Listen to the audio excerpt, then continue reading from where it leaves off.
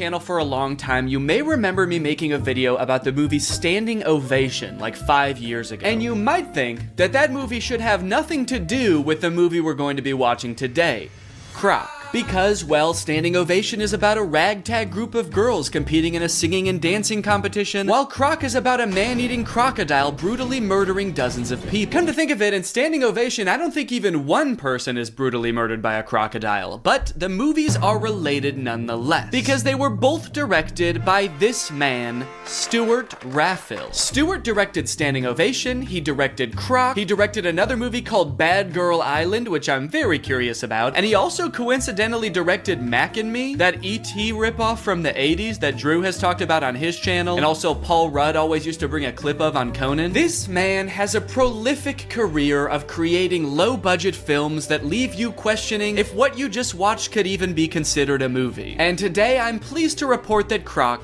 is no different. Alright man, what was your strategy here? What are you doing? Why are you even in that position? That's not gonna help you get away. Maybe if I just pretend I'm already dead, he won't be mad at me anymore. Maybe he'll feel guilty, and then he won't want to eat my whole head. Oh no, he ate my whole head! Now I know what you guys want. You just want me to go through and show you all the scenes where somebody gets eaten by the crocodile. You know how I know that? Because this whole movie is on YouTube and all of the most rewatched parts are the parts where somebody gets eaten by the crocodile. But first, the movie has to introduce all the characters and set up the plot and the story. Blah. But hey, at least the plot of this movie probably mostly revolves around the crocodile, right? Oh, no, don't worry. That crocodile doesn't want to eat you. He wants to sleep with you. But unfortunately, she's mine, so back off! Does that make you feel better? She's not having it, but don't worry, Jack's not getting his farm shut down. He's the main character of this story. He knows how to treat his animals. He's a good old American boy. USA! USA! Oh, phew, dude. Thank God she said... That's his weakness. Do you think when they were writing this movie, they forgot how hard it is to talk underwater? So when they went to film this scene, they were like, oh no, what do we do? Well, we'll just add her saying hi crocodile in a ghostly robot voice in post. And off he goes, dude. They did that good. They must do this a lot. Also, I guess the tide must be out because they told him to dive into the ocean, and once he leapt off the thing, he landed in the sand. That could have ended very badly if he didn't know that. So long, suckers! Oh God, my legs!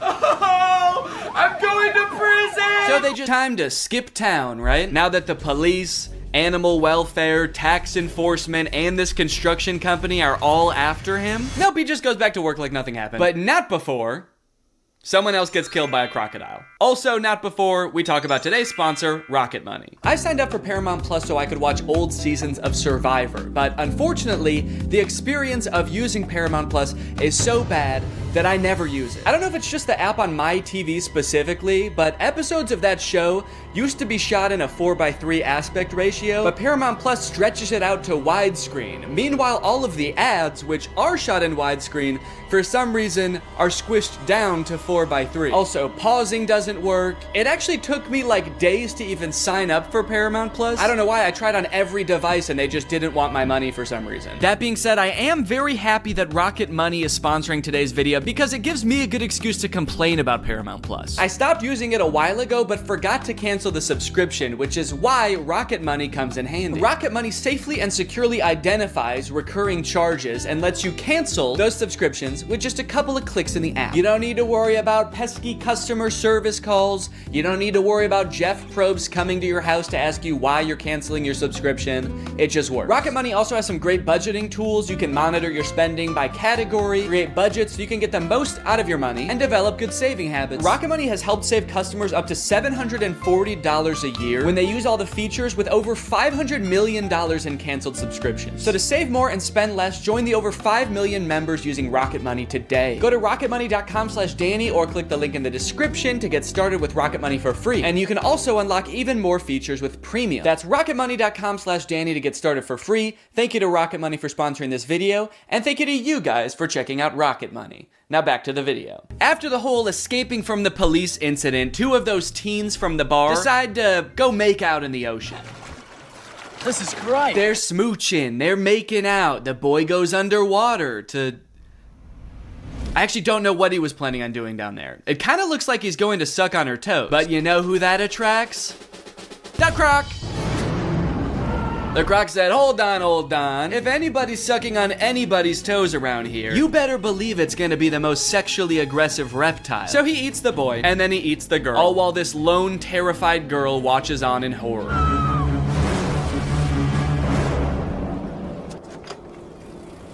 I love how casually she rides away. She is in no rush. Ah, a killer Croc! I gotta go get help! But I shouldn't go too fast. I gotta focus on me. I gotta take care of myself first. My sister? Oh yeah, no, good call. No need to give any credence to the girl who literally saw them get eaten by an alligator. Yeah, she was probably just making it up. She probably just wanted attention. She's like curled up in a corner, traumatized somewhere, and they're just like, stop lying! There's no such thing as alligators, you idiot! You killed them, didn't you? During this scene, there's a mysterious man just kind of lurking on the sidelines of the investigation. He's not part of the police, he's just there. And he's mysterious, but it seems like he might have a hunch. And then suddenly, the police pull a leg out of the water. Yeah, we assumed so. You're a police officer, and you pulled up with like 15 other police officers. I know what it looks like, but no strip club tonight, Jack. Yeah, I know. People are dying. I'm here on official business. Unless... No, dude, we have to catch this crocodile before it kills again. Right. Yes, exactly. But what if it's at the strip club? Yo! So the girl that Theo was flirting with at the bar is having a funeral for her cousin. And since everyone thinks it was Jack's crocodile that ate the cousin, they are not very happy when he shows up. And he is very confused. I love this one because he is getting dragged away for so long. And they just watch him. Nobody does anything to help. They're just like, oh man... He's dead. Help! I'm not dead! There's still time! It's like I can still hear his voice. He sounds scared. While Jack, Evelyn, and Croc are hunting the Croc, the other two villains just die. They get eaten by the crocodile.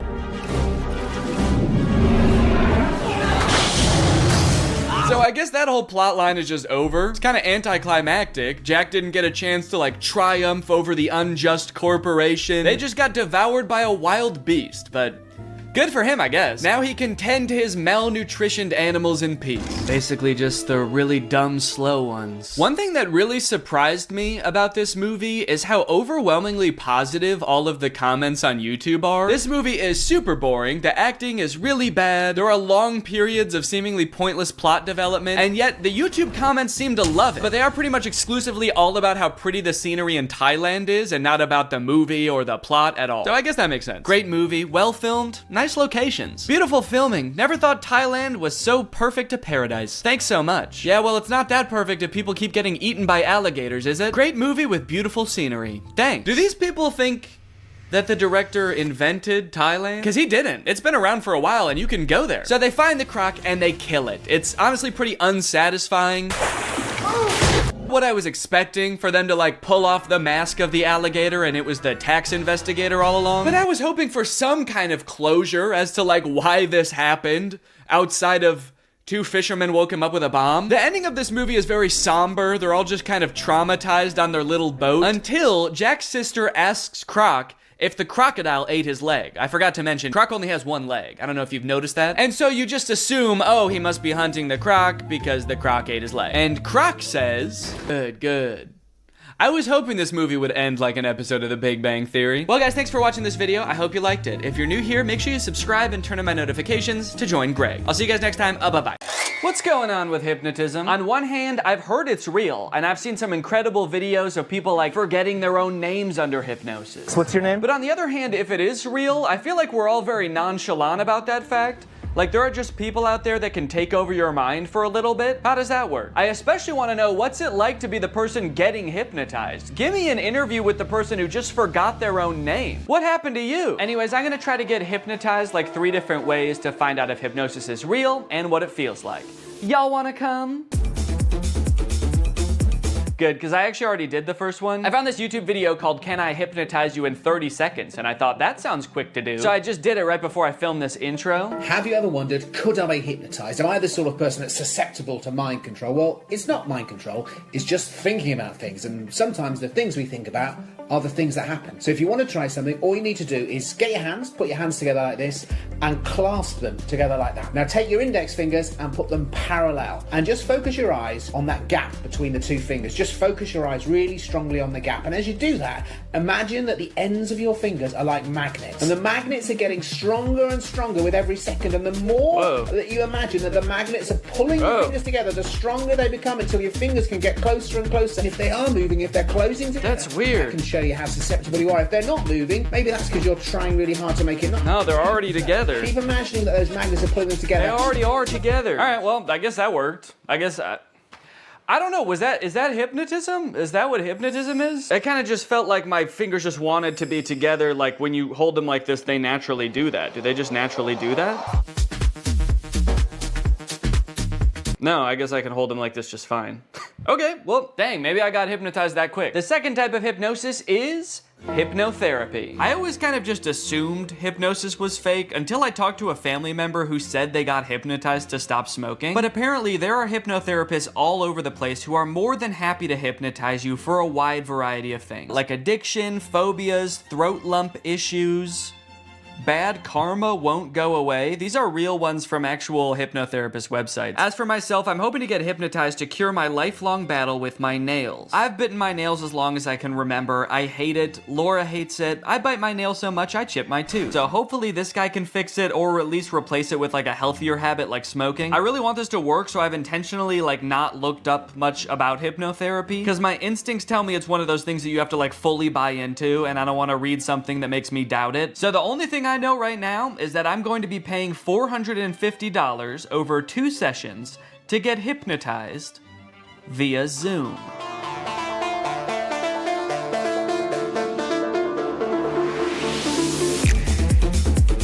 Okay, so for privacy reasons, I can't actually show the hypnotist in the video or play his voice, but I'm gonna describe the best I can what happened in this call. To my surprise, he kind of spent the first few minutes just giving me basic nail-biting advice that has nothing to do with hypnosis. He recommended I get a nail file, pick 1 day a week that's my nail care day. He also said I should meditate because that would help with stress and reduce my nail biting on its own. And he taught me a self-hypnosis that I can do anytime I feel the urge to bite my nails from here on out. And then the last thing he told me before he started hypnotizing was that he highly recommends I listen to the recording of our hypnosis session every night before I go to sleep. And with that, it was time to be hypnotized. For this portion, he actually hung up the Zoom call and then called me on a regular phone call. I don't know if he just like didn't want the visual distraction of him on the screen or if he wanted to like put on pajamas or something. He started by trying to get me as relaxed as possible, focusing on different areas of my body from head to toe and imagining that they were getting heavier and heavier to the point where my body felt like it was sinking into the couch. And I'm guessing this is the point where I'm supposed to be like fully in a hypnotic state, because from here on out, he basically tells me this kind of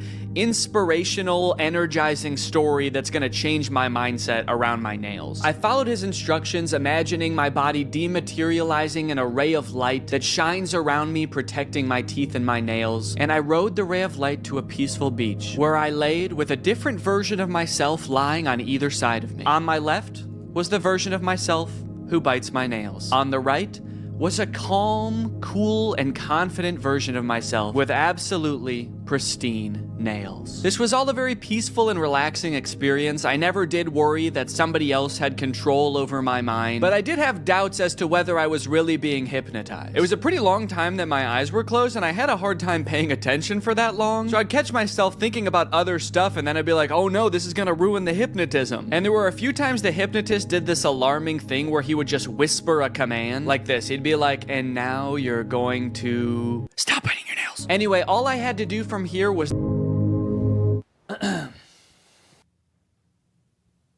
I'm fucking cured, man. That night, I tucked myself into bed and listened to the hypnosis recording as instructed, which did feel a little silly given that the session had only ended like 30 minutes ago, but hey, maybe getting hypnotized back to back will make the effects even stronger. Again, I did feel very relaxed during this recording, but I still didn't know if I could say I was hypnotized. Good night. The next morning, however, I did notice that I wasn't really biting my nails or really even looking at them. Maybe it was just in my head, but they looked hard, like actually unpleasant to bite. Was I really hypnotized last night, or was I just discovering the placebo effect? I don't even care. I squealed with delight and got to work, filming for a different video I'm working on right now, enjoying my new non-nail biting self. Oh wait, what the hell? Did I just bite my nail? Damn it. Well, good thing I was filming when I did it. Shit, I bit my nail. Damn. Well, that's obviously not great. Man, I was really optimistic this morning that it actually worked and I was hypnotized, but then I stopped paying attention for 1 second, and I'm not just having the urge to bite my nails, but I already bit it? How am I supposed to stop biting my nails if my body just does it without even asking first? I'm worried now. I feel like I was just living an illusion this morning, and none of it worked. I just pulled the bottom card out of a house of cards and the whole thing just tumbled over. Maybe I am a nail biter and I always will be. And on top of that, I'm dumb for spending $250 on this. And on top of that, I'm ugly. Doesn't have to do with my nail biting. I just feel really down on myself right now. I did do the self-hypnosis that he taught me right afterwards. Again, still not exactly sure that that's hypnotizing me. I'm gonna continue doing everything I was supposed to do, listening to the recording, doing the self-hypnosis as needed, and meditating, and hopefully this was just a glitch, and everything's gonna be fine. To my surprise, something did seem to change after this. The next few days, I did have a few instances where I lifted my hand to my mouth just out of muscle memory, but I caught myself right away, and after day 4, I wasn't doing it at all. I was listening to the recording every night, following the hypnotist's advice and taking good care of my nails, and they were actually almost starting to look normal. I had my second session with the hypnotist, which ran me another $200. Luckily, this portion of the video is sponsored by SoFi, who's here to keep us all on top of our finances. The hypnotist checked in on my progress. He said I was doing great, in fact, better than most people he works with at this stage, which I don't know if that's necessarily a good sign. During the hypnotism, I had trouble concentrating again. I guess I just couldn't stop thinking about how SoFi is the ultimate finance app that helps you bank, borrow, and invest all in one place. Not to mention they've just launched SoFi Plus, America's most rewarding financial membership, all in one app. This time the hypnotist led me through a story where I was attending a meditation retreat led by the Dalai Lama in Central Park. That sounds expensive. I must have been using SoFi Plus. You see, you can unlock more than $1,000 in value with qualifying activities in banking, spending, investing, and more, with exclusive perks that help you over time. That includes unlimited access to SoFi's wealth financial planners who help you make a plan and stick to it. Plus, members with a new or existing SoFi checking and savings account also unlock up to 3.8% APY on bank savings balances. That means you're earning 9 times the average national rate on your savings. At that rate, you'll earn more interest in 7 weeks than you would in 1 year in a big bank savings account. That's why SoFi Plus isn't just smart, it's how you make good choices. So head on over to SoFi.com/Danny, scan this QR code, or click the link in the description to learn more about how you can get your money right with SoFi Plus. Thanks to SoFi for sponsoring this video, and thank you to you guys for checking out SoFi. After 7 days, I was doing so well, I decided I could stop meditating and listening to the recording every night. I mean, it kind of seemed like I was done biting my nails. Surely I didn't even need those anymore, right? You guys, it's been 30 days and I haven't bitten my nails once since that first time. Peekaboo! Kind of a crazy way to reveal my nails. Look, now just because I stopped biting my nails, does that 100% mean that I for sure got hypnotized? No, honestly, no, I don't think it does. Honestly, I think it's possible that I was hypnotized, but I'm leaning towards I don't think so. Honestly, I kind of feel like it was all the other advice on top of listening to that very inspirational, albeit non-hypnotizing recording every night that actually made the difference. At the end of the day, maybe I didn't need to get hypnotized to stop biting my nails. Maybe I had it in me all along, which is kind of inspirational and also makes me feel like shit in a way, because then it's like, why didn't I just do this earlier? Regardless, I am still open to the possibility that I was in fact hypnotized. I feel like if I can get hypnotized by the stage hypnotist, then I'll know for sure what being hypnotized feels like, and then I'll know for sure if I was hypnotized back then too. Hypnosis is a state of focus. without much awareness of peripheral noise. You're concentrated on one thing and the world kind of slips away. This is stage hypnotist Chris Jones. He's been on America's Got Talent. He's performed all over the world for over a decade. So if anyone's going to be able to hypnotize me, it better be this guy. Also, the GoPro on my head died the second we started getting hypnotized, so don't get your hopes up for any shots from this camera. All right, fine, you can have this one, but that's it. Chris suggested that this would be a lot more fun with a group, so I got some friends together and we all sat down for a night of hypnotism. I want to know your opinions, and don't worry about hurting my feelings at all. I want to know if you think hypnosis is real, shenanigans, you need more evidence. Yeah, I believe it's real. I don't like saying this in front of you, like a harder wall for myself, because I feel like that's a challenge, and that makes me like kind of uncomfortable. Yeah, I would say I think it is probably real sometimes. I think in general I'm pretty skeptical of like supernatural stuff, but I don't know, I really do kind of believe hypnotism. I really want to be hypnotized, but I feel like maybe it won't work on me. But I hope it does. Before we got started, Chris allowed some time for us to ask him questions about what was about to happen. Like whether all of us would get hypnotized or just some of us. I've done this in 50 states and 10 countries. I can hypnotize 25% of any given audience. So 1 or 2 people are gonna get hypnotized today. And it might be the camera person. I don't know. I really, honest to goodness, don't know. We also asked if he could tell if someone was really hypnotized or just faking it. When your head is up, we can tell. People hypnotized look like they've had a few drinks, or they're gonna look like they've been riding a car with Scooby-Doo and Willie Nelson for a couple hours. They're gonna look real relaxed, okay? For a second I was like, so like they look like Scrappy? We also noted that Brian seemed to be the one who believed in hypnosis the most, and he was also maybe the most nervous about what was going to happen. Well, what are you gonna do to me? That's a good other question. Like, what are you gonna do to me if I get hypnotized? Honest to goodness, I don't know. I'm gonna put my hand over all of you and tell you who I think is most likely to get hypnotized. I'm pointing in the direction of the person who I think is most likely to get hypnotized. Now, you won't see the induction often on TV or podcasts or even movies, because this next part, if you watch it in its entirety, it could hypnotize people. So they're gonna cut it up a little bit so folks at home don't get hypnotized while driving a car. So you put your hands together for me like this.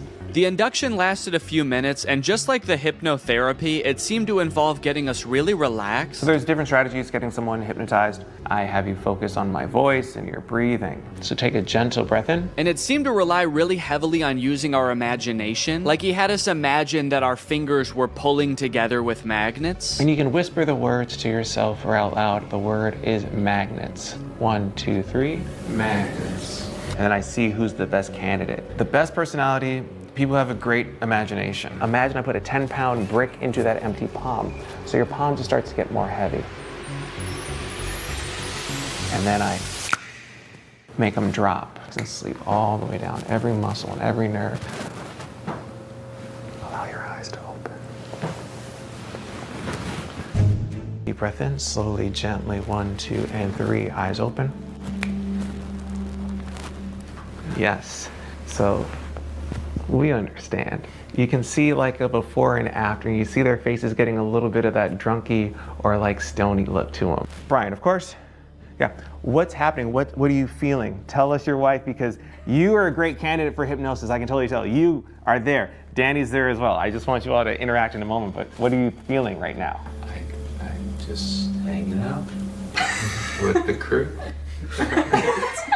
Is there anything that he could do or wouldn't do that'd be like, holy cannoli, this, my husband, my partner for life, is in a different headspace? Jeez. I don't know. I was hoping this wasn't going to happen. I wouldn't be put on a spot like this. I don't know. What would you not do?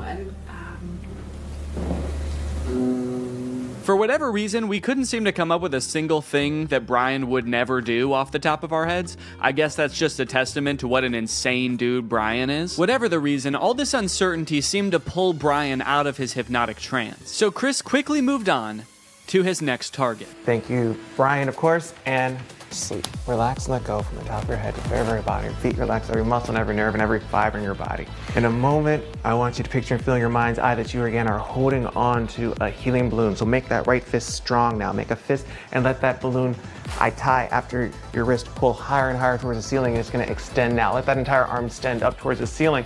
Focus on nothingness, but that feeling of lightness now. 3 numbers, you're gonna open your eyes, but your arm is stuck, cemented, cast iron in that position. You can't get your arm down. That's just the crazy shit. That's just how it's gonna work for the next 2, 3, 4, 5, 6 minutes. Your arm is stuck until I unstuck it. Eyes open. So this again is the hypnotic state. Everyone experiences it in different forms, shapes. What's on your mind? Please, the show is ours. The show is ours. This is interesting. I'm not sure if I'm hypnotized. I don't think I am. Yeah. But at any point, I don't think I am either. I mean, 'cause I was really trying to go along with it and like, you know, do as much like, you know, mentally imaging things and I was like, he's not focusing on me for a reason. And it will all make sense in the end. Yes. Question? Can you put your hand down, or is it? I think so. It did feel stuck for a little bit. It does feel like it wants to be up. Not going down. Yeah. Well, it did just now, right? Is that that? Okay, okay. It's like- And I can't help but notice what we can all see clearly. That arm is back up there. That's like the resting position for you right now. Is that? That's not. Yeah, that's how his arm always is. That's how my arm always is. Point one finger on that hand. When that finger touches you on the face, and it will, you're gonna go back to that state of deep relaxation again. Cool. This is a text message. All right. All right, you can share that with your husband. Go to sleep, Brian. Go to sleep, Brian. Great, great. Sometimes you get some folks. Okay,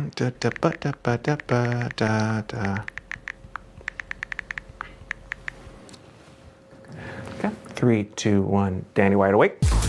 Hey, your homeboy has a text for you. You can just read that. Go to sleep, Danny. I will go to sleep.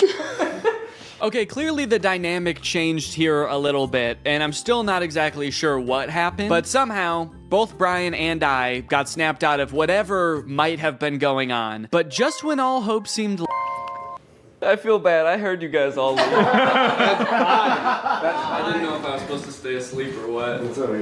So even though it wore off pretty quickly, I think we can all agree by the look on my face, I was in some different kind of mental state, at least for a little bit there. So is hypnotism real? Maybe so. What does it feel like? Well, just ask Danny from right after the hypnotist left. I'm curious, did it seem like I was hypnotized? Yes. Okay. A little bit. Because I feel like I don't really think I was.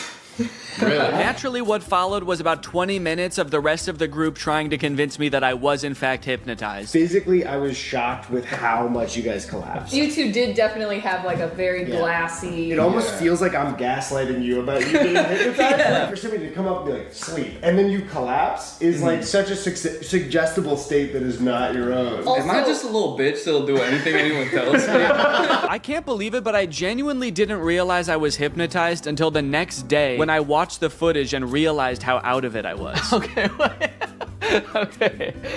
No, maybe I see a little bit of what he was talking about there. I do look a little bit out of it, actually. I guess in the end, hypnotism is real, but it doesn't feel at all how I thought it would. It kind of just felt like I was very relaxed, maybe even a little bit tipsy or like dazed. It honestly felt kind of good, and I think you can tell I was a little extra giggly. Hey, look, it says all those things on Google too. That's crazy. I didn't have to make this video at all. Now that I know what it's supposed to feel like, I guess I could say it's possible that I really did get hypnotized to stop biting my nails too. I just didn't understand what it was supposed to feel like. But I still don't know that I recommend it for the $450 I ended up paying, especially when there's a bunch of free hypnosis sessions on YouTube you could probably just try. Damn, I can't believe I'll never bite my nails again.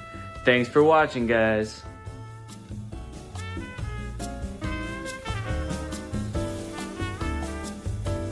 What's up, Greg, and welcome back to another episode of Please Stop Trying to Give Birth at Disneyland.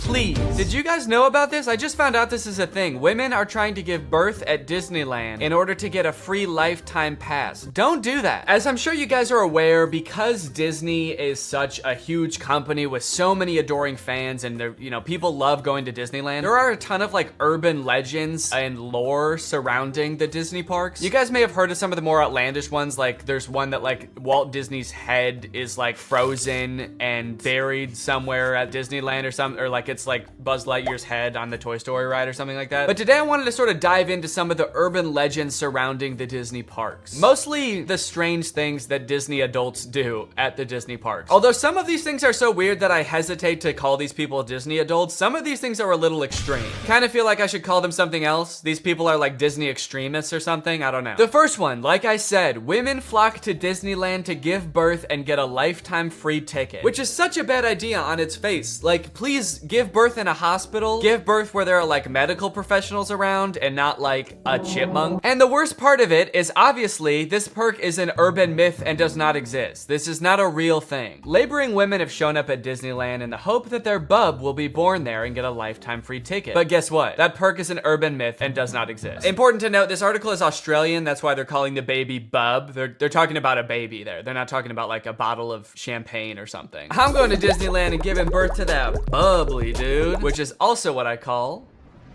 having a fart. I just gave birth to a bubbly. As a veteran of the pregnancy game, I know for sure that the journey to motherhood, okay, that's a weird way to say I've given birth before, or just that I am a mom. As a veteran to the pregnancy game. So you have kids, right? Me? Yep, yeah, that's right. I've done 3 tours of pregnancy. I've seen shit you cannot imagine. The pain, the screaming. Yeah, I've heard childbirth can be pretty tough. The innocent lives lost. Oh.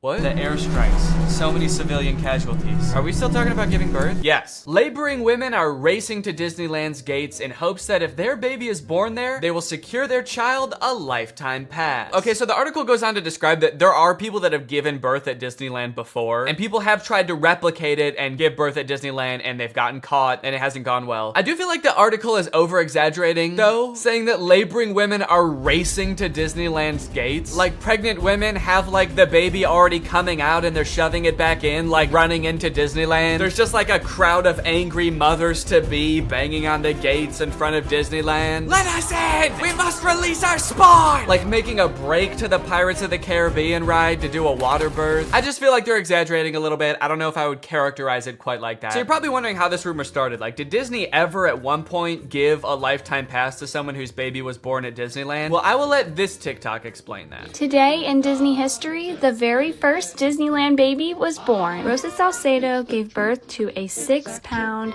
10-ounce baby girl on a bench on Main Street, USA, right outside of the Plaza Inn. Can you imagine visiting Disneyland as a family of 2 and coming out as a family of 3? Yeah, I can actually. But not because I'm gonna give birth. I'm gonna kidnap Donald Duck. You're my child now, Donald. The perfect happy family of 3. Husband, wife, and my uncle Donald Duck, who I've been holding at gunpoint for the past 16 years. There have been 4 babies born at Disneyland, and all of them have been girls, but only one has their own Disneyland birth certificate. So that might not have sounded significant, but that's actually how the rumor started. The first baby that was born there, Teresa, got a birth certificate that was just like a Disney birth certificate that says like, this is the first baby to ever be born at Disneyland. And I guess like word got out that this baby got some kind of special certificate, and then people just started assuming like, oh, that's a lifetime pass. That baby got a lifetime pass. And from that moment on, has just been a rumor that if you give birth at Disneyland, your baby gets a lifetime free pass. So honestly, if you're like that big of a Disney fan and you do this, you don't even get a lifetime pass. You still have to pay to go to Disneyland. It's just your baby that gets in for free. And I kind of feel like babies get in for free to Disneyland anyway. Is that true? Children under the age of 3 get in free to all 4 theme parks and 2 water parks at Disney World. There you go. You want your kid to get in free to Disneyland? A better conspiracy would be just pretend they're 3 years old for their entire life. That shit could actually work. The article goes on to talk about a time where someone has tried to sneak in to give birth at Disneyland, and they hid in the bathroom while going into labor until I guess employees had to like assure her that her baby would not be getting a lifetime pass, and then she was like, oh, okay, fine, then I'll just go to the hospital. Once they assured her that she would not be receiving a lifetime passport, she came out and accepted the ambulance ride to Western Medical Center where her baby was born shortly thereafter. I don't know about you guys, is, but it kind of sounds like she failed the test. If you know anything about Disneyland, you know how well the cast members there, all of the employees, all the staff, all the people in costumes are trained to like respond to every circumstance. It sounds like you just entered the giving birth at Disneyland experience, and honestly, you didn't make it to the end where you get the prize. It also says that this discussion board, The Laughing Place, has some hilarious forum chats about this topic. So I guess other people have been like sharing stories about this happening on this forum, but when I clicked on it, it turns out that it doesn't exist anymore, which kind of sucks because I wanted to find out more times that this has happened, but honestly, it is probably for the best. Kind of sounds like they were talking about some pretty sick shit in there. You think you're gonna go to a Disney forum and see people talking about like, my favorite movie's Coco, but instead you see people talking about like, I'm gonna give birth inside of Pluto's house. I'm gonna go to Disneyland and get fucked by Goofy, and then Goofy's gonna be the father of my child, and I'm gonna give birth on It's a Small World. And I'm gonna make Elmer Fudd cut the umbilical cord. Is Elmer Fudd a Disney character? I actually don't think he is. But he's gonna be there anyway. And then me and my freak mutant, half goofy, half human child will both get lifetime passes. Free pass for life for my little freak. Passes or not, being born in Disneyland is a pretty cool claim. Yeah, I mean, I guess so. The way this is written, it kind of makes it sound like, so you might not get a free pass, but I don't know, it's worth a shot. You might want to do it anyway, just for shits. I've actually found a little bit of discussion about this on TikTok as well. Quick question, what's stopping me from giving birth in Disney World? Like in the Magic Kingdom, on a ride, in the Epcot ball? I think this TikTok in particular is a joke, but the comments under this TikTok are actually very interesting. I went into labor at Disney. They were not cool about it. And people like responded asking her to elaborate, and she goes on to detail her experience going into labor at Disney. And from her experience, it kind of sounds like the second anybody starts going into labor at Disney now because of this conspiracy, the entire staff immediately flips and like makes it their top priority to get you out of the park and like to a hospital to give birth. And I guess that sometimes they can be so rushed trying to get you out of the park that it comes off as rude, but obviously they're just like concerned for your health. They also don't want this rumor escalating of like people giving birth getting a free pass. And also it's just like people in sweaty mascot costumes trying to not deliver a baby because that's not their job. So sometimes I guess it comes off as rude. But the funny thing is, from this woman's entire explanation, it sounds like she didn't even know that this urban legend was a thing. So in her head, I guess she just like broke some unspoken rule at Disneyland that she had no idea about and made the entire staff of the happiest place on earth turn on her in an instant, which is so funny to me. Hello there, what can I get for you? Yeah, can I just get a medium root beer, please? Oh, great. Oh, great, another guy here to put his balls in the root beer. What? Hey everybody, this guy right here is about to pull out his big fat balls in front of everyone, in front of a bunch of children, and put his balls in a glass of root beer. Why would I do that? Don't play dumb. I'm not playing dumb. I am dumb in this situation. You've clearly heard that if you put your stupid fat balls, why do you keep calling them fat, in the root beer at Disneyland, you get to spend the night with Minnie Mouse. Oh, what the fuck? No, I just wanted some root beer. Is that true? No, it's an urban legend. But no matter how many times we tell people it's not true, we still get perverts like you coming to Disneyland, ordering root beer just so they can put their stupid, don't call them fat balls in it. Oh, come on, man, don't cry. I already am. Why do you still sell root beer if this keeps happening? Because if you shit in the root beer, you actually do get a free fast pass for Space Mountain. Okay, I don't want to put my balls in root beer, and I definitely don't want to shit in the root beer, okay? I legitimately just want to drink some root beer. Oh.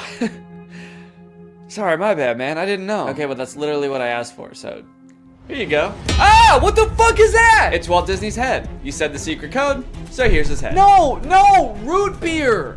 What? I wanted root beer. I wanted to drink root beer. So no head? No. Overall, pretty disappointing that anyone actually believed this in the first place. In what world would Disney want to foster an environment where mothers are coming into their park, their theme park, to try to give birth? Especially if they're not like billing it back to the person that gave birth and being like, okay, here's your hospital bill, and because it's Disney, it was $1 million. Now, by now, it should be no surprise to you that there are some people in this world that want to spend every waking moment of their lives at Disneyland, especially their most precious moments in life, which is why you can also get married at Disneyland. Let's take a look at some of the craziest places you can get married at Disney World. Starting at $12,000, you can get married at the Haunted Mansion in Disney World. But just like expecting mothers trying to sneak into the bathroom to pop out a quick a quick person. Couples are of course also trying to cheat the system and avoid paying to have their wedding at Disney. So they'll just like sneak in with like themselves, maybe a couple family members and an officiant, and just like have the wedding in like a somewhat secluded area of the park. Here we have an article that details a San Diego couple sharing their secret Disneyland wedding story. Not many people can say they secretly got married in Disneyland's Sleeping Beauty Castle. 2 years ago, Gabriel and Andrea had been saving up for their dream wedding at Disneyland. However, when they began looking for wedding options at the park, the couple said that the cheapest option was $12,000. Instead, they decided to spend their life savings on a house. Great move, honestly. No complaints so far. That's a very wise choice. So Gabriel and Andrea decided to have a secret wedding at Disneyland. The couple gathered Gabriel's oldest daughter, an ordained minister, a witness, and packed their bags, heading for Disneyland for what they called a guerrilla-style wedding. Now, I don't know much about weddings. I've only had one, but I do know that you don't generally want to have them guerrilla style. Like when we were planning our wedding, that word almost never came up, I don't think. Just imagining them describing their wedding afterwards, like, yeah, it was so romantic. We hid in the bushes for 8 hours in the hot Florida sun wearing camo paint, waiting for the crowds to die down. You know, just sort of waiting out the crowds and the gunshots, the airstrikes. Airstrikes? Then we popped out and I said I do. Happiest day of my life. Here's my favorite picture of the big day.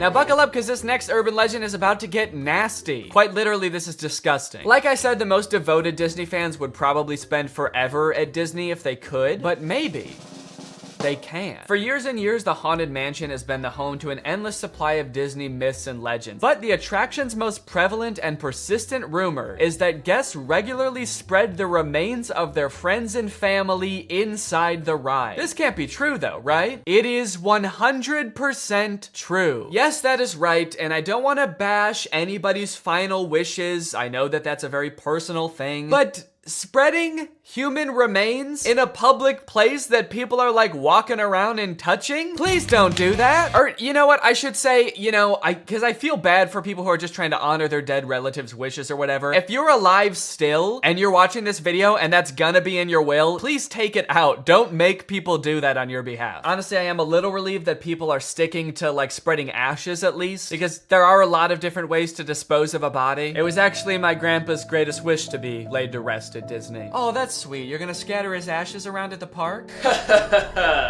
Not exactly. The Haunted Mansion probably has so much human ashes in it, it's not even funny, said one Disneyland custodian. Bleh! That is the nastiest thing. Oh my God. Don't do that. Do not do that.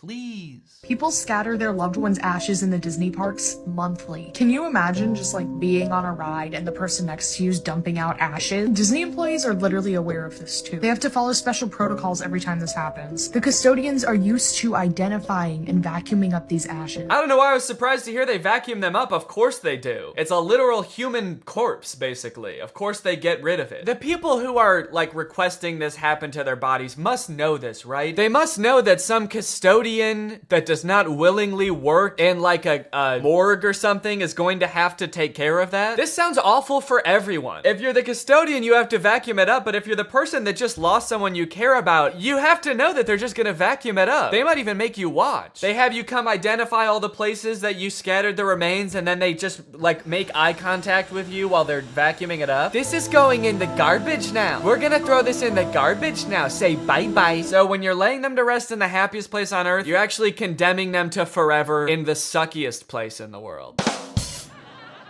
Yes, that is a very funny joke. And people will put them anywhere too. Like flower beds, bushes, the lawn at Magic Kingdom, outside the park gates. Outside the park gates? They'll put this shit anywhere too, you know? Outside the park gates, on the highway on the way home, the McDonald's across the street, Universal Studios, shit anywhere. It doesn't really matter. I feel so bad for the employees that have to deal with this, honestly. That would be so scary. Honestly, even as a patron, you know, I honestly like going to Disneyland every once in a while. I think it's pretty fun. But next time I go, I am going to be terrified that I'm like touching human remains at all times. Especially now knowing that they put them everywhere. I'm gonna be eating a turkey leg and wondering like, is this actually some guy's leg? They're most frequently dispersed around the Haunted Mansion, which is kind of perfect, if you ask me. Okay, this girl's actually a little bit too into it. But now this whole ashes thing, which is not really an urban legend, is actually true, has actually spawned urban legends out of it, as you can see here. Have you heard of the legend of the crying boy at the Haunted Mansion in Disneyland? The story goes a mother spread her son's ashes without permission from Disneyland, and you can see him crying as you're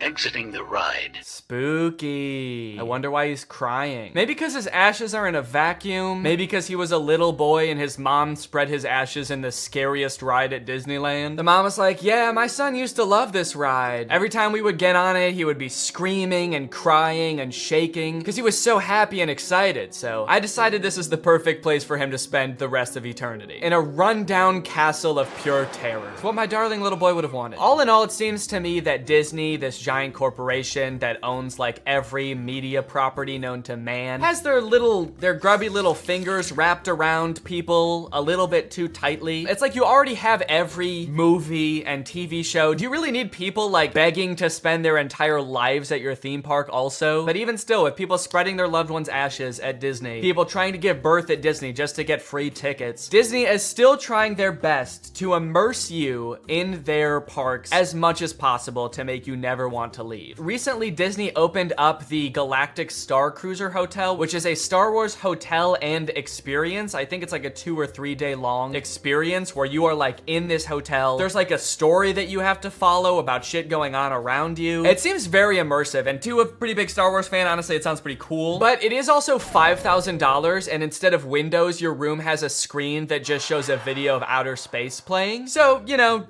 just keep that in mind that you might go insane while you're in this place. With no concept of night or day, you just have to adhere to the Star Wars pre-approved activities. There's like stormtroopers patrolling the halls at all times. It's kind of like they wanted to build a Star Wars hotel, but they built a prison instead. I read through some of the Google reviews for this hotel. It's only been open for a little bit, so there's not that much to go off of. And honestly, there are a lot of 5-star reviews of people who seemingly really enjoyed it. I did think that this review was really funny. This person gave it a 1 out of 5, and they said, thought the experience was fun, but not worth the price. There are too many missions to keep track of, and you are always missing something. It kind of seems like they got like too immersed in the story and like started to believe that they really needed to complete these missions. This sounds more like the review of a disgruntled employee that like works on a spaceship. There are too many fucking missions, man. There's too much shit to do. The hyperdrive is gonna fail, and I need to fix that. Not to mention the First Order's breathing down my fucking neck, trying to get me to give away the location of my comrade. This place is fucking stressful. I think my favorite thing I've seen come out of this Star Wars hotel is this apparently now deleted ad for the experience that says strike unlikely alliances in your very own Star Wars story. Apparently when you come in, you can decide if you want to be like on the good side or the bad side. So holy shit, this place is metal, dude. This goes hard. It's crazy to me that you actually can choose to be on the side of like the evil intergalactic fascists, basically. You and your preteen daughter can don First Order uniforms and betray one of your favorite character's trusts, Chewbacca, giving away his location and leading the First Order directly to him, who will take him away to be tortured and then eventually executed. It might be a little too immersive. It might be. We're gonna start hearing people come back and you're gonna be like, how was your trip? You went to the Star Wars hotel, right? And they'll be like, the guilt over my actions will haunt me forever. But I did what I had to do. It was honestly fucking sick. I loved it. And honestly, like, if someone offered to bring me there for free, would I go? Yes, I probably would. Yeah, honestly, I would like to go 100%. I would like to go. And as if living in an intergalactic today life is curated by Disney. Oh gosh. I feel like we have so much chemistry together. Me too. This has been great. This day was a lot of fun.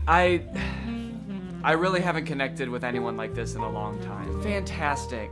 How likely would you be to recommend this experience to a friend? What? On a scale from 1 to 10, how would you rate my performance? Performance?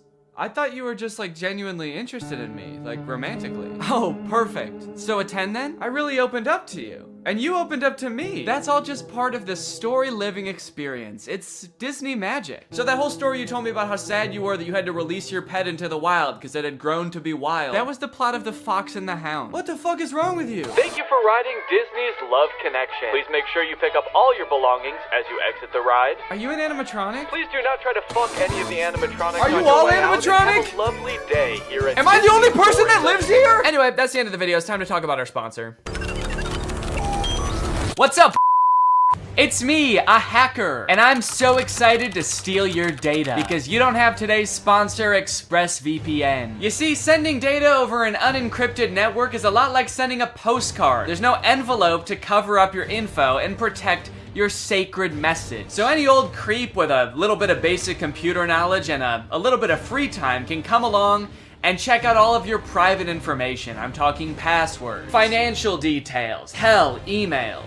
I'm gonna look at all of it. I'm doing it right now. Hey guys, I was just kidding. It's just me, Danny. I wasn't kidding about most of it actually. Just the part about me being a hacker, but the rest of it is true. Oh, there's not enough light on my face now. Can I just sort of illuminate my face with this?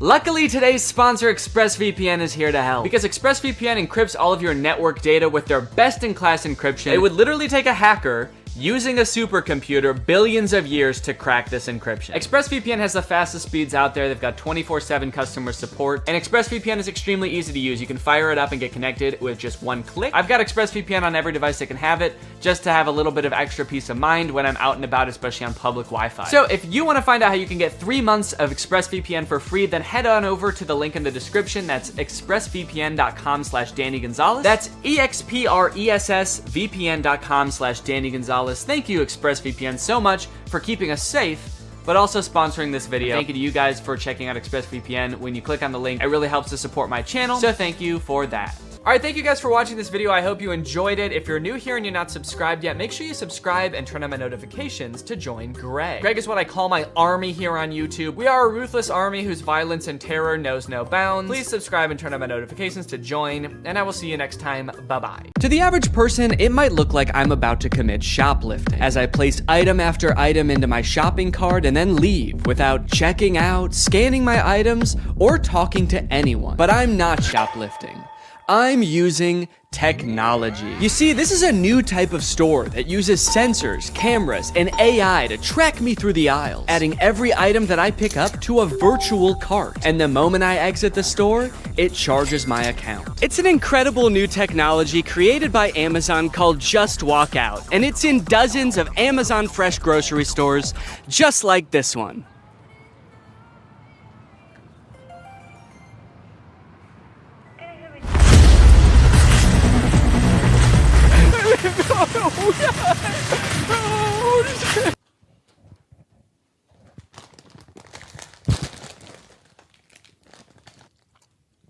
I'm not just gonna not eat them. Okay, anyway, where was I in the script before I became a criminal? Oh yeah, they're an incredible new technology. They're called Amazon Fresh Stores, and they are a gigantic lie. You see, while Amazon was touting these stores as a cashierless solution that allowed them to use AI to cut out all of the on-location workers, it turns out what it really meant by AI was anonymous Indians. Amazon's Just Walk Out stores relied on 1,000 people in India watching, not AI. So it turns out that even though they started implementing this technology in stores in like 2016, as of 2023, Amazon still needed 1,000 people in India reviewing about 70% of all orders to make sure that it worked. In other words, it didn't work. It's just crazy because, like, why did they lie, you know? They didn't have to implement this technology into stores. I don't think anyone was asking for this. And yet, I feel like this kind of thing has been happening a lot lately. Tech companies have been taking some big swings and some even bigger misses. Like so big that in this baseball metaphor, the pitcher's throwing it right down the middle and the batter is in the stands just bashing some fan's head in. And that's why I've gathered you here today at Greg Tech's 2024 Developers Conference, where I will be testing some of the year's greatest tech flops. Starting with the Humane AI Pin. I did a video on the AI Pin when it was announced months ago as this sort of AI-powered phone replacing device that you wear on your shirt. And look, personally, I'm all for rethinking the form factor of the smartphone to make it less distracting while still maintaining all of the functionality, but Unfortunately, the AI pin did the opposite of both of those things. In the demos on their own product announcement, it was screwing up hard. It was messing up facts. It also seemed super difficult to use. And it seemed like they were being intentionally vague about what the thing even did in the first place. It's a standalone device and software platform. It seemed like the type of thing that literally only a sucker could buy. But that turned out not to be true because I bought one. I ordered this thing in like February and then didn't hear from them for a few months until April, when I got an email alerting me that it was time to set up my account. And boy, was I excited. So I'm gonna be honest, I kind of forgot that I bought this. But now my AI pin is ready to be personalized, apparently. Before we can ship you your AI pin, you will need to complete a few quick steps. So I have to set it up before they're even gonna send it to me? Kind of feels like they're calling my bluff. You don't really want this thing. How committed are you to the AI pin? Will you set it up before we even ship it to you? You probably won't configure your Humane subscription, set up your AI pin passcode, and add contacts. And honestly, I don't really want to do those things, but I guess they're not going to send it to me unless I do. It's time to set up your AI pin. There comes a time in every young man's life where he has to set up his AI pin. It's a rite of passage. Oh, that's fun. Woo! Is this it? Am I setting it up? Get a little over here, a little over here. It turns out that in addition to the $700 I spent on this thing, I also had to pay $24 a month to access features like the wireless network, cloud storage, and AI services, which in layman's terms are all of the things that the pin does. Luckily, the first 3 months of this service are free, so I probably will never have to actually pay for it. Set up your passcode. Okay, could you guys not look? I'm about to type in my secure passcode. Okay. Your passcode is easy to guess. Consider setting a more secure passcode. Yeah, but could it be so simple that it's actually, you would never guess it? All right, I'll change it.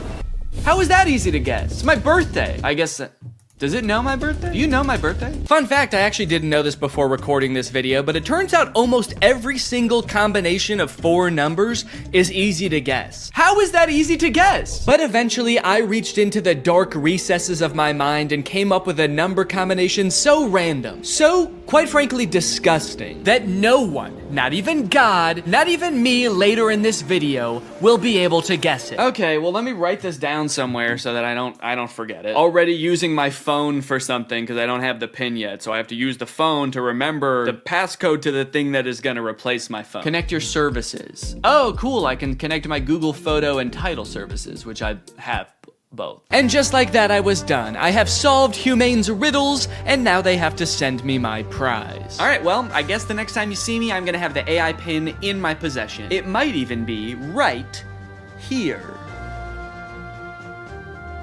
Okay, we'll see if I remember to do that transition. I don't remember the transition I was gonna do, so don't ask. At first I was pretty surprised by how big the box was. I thought that I had just ordered a little tiny pin, but I guess it comes with a bunch of accessories, like a sticker that just says Humane. Cool! But you guys don't care about all that. You guys just wanna see the pin. And my God, she was beautiful. Oh shit, okay, that's my bad. No, I thought that it was gonna be attached in there more securely. Come on, Danny, you dunce! But a dunce who was about to become half dunce and half machine. Oh! In order to start using the pin, I had to unlock it with my passcode, which was explained to me via the laser ink display and an extremely coherent AI voice. To enter your pass, tap the touchpad, push, and then pull your hand out to get started. Then raise it if you don't see the laser ink display. Okay, this is kind of crazy though. Look at it. Look at this. This is like the weirdest way to type in a number ever. I'm gonna do my passcode now. Wrong. I forgot what my passcode was. Incorrect passcode? What would I have made my passcode? I forgot that I made a passcode. I forgot that I wrote the passcode down in my phone. I tried to click forgot passcode and it told me to go to this website to change it. But somehow, in order to do that, you need to know your existing passcode. Luckily, I recorded me making the passcode so I could go back and watch the screen recording of me doing it. If I was not a YouTuber recording a video about this product, I think I would be locked out forever. Come on, come on, come on, please. Yes, yes, welcome Danny. All right. After months of waiting, I was in. Now it's time to see what this device is capable of. What is my name? Your name is not currently known. Please provide it if you would like it to be remembered. Actually, what's a cool kind of techno cyber sounding name that you could call me instead? Creating name. How about Neon Vortex? Yeah, call me that. Noting your name as Neon Vortex. I know I might have seemed all cheery and excited about this name on the surface, but the truth is, it destroyed me. I have never heard a name before that not only sounded so cool, but also embodied everything I wished I was. Suave, confident, futuristic. He was everything. Everything I could never be. Neon Vortex. This is the home screen. I'm all caught up, whatever that means. Nothing to report here, man, don't worry. You've got nothing to worry about. Your AI pin needs to cool down for a few minutes.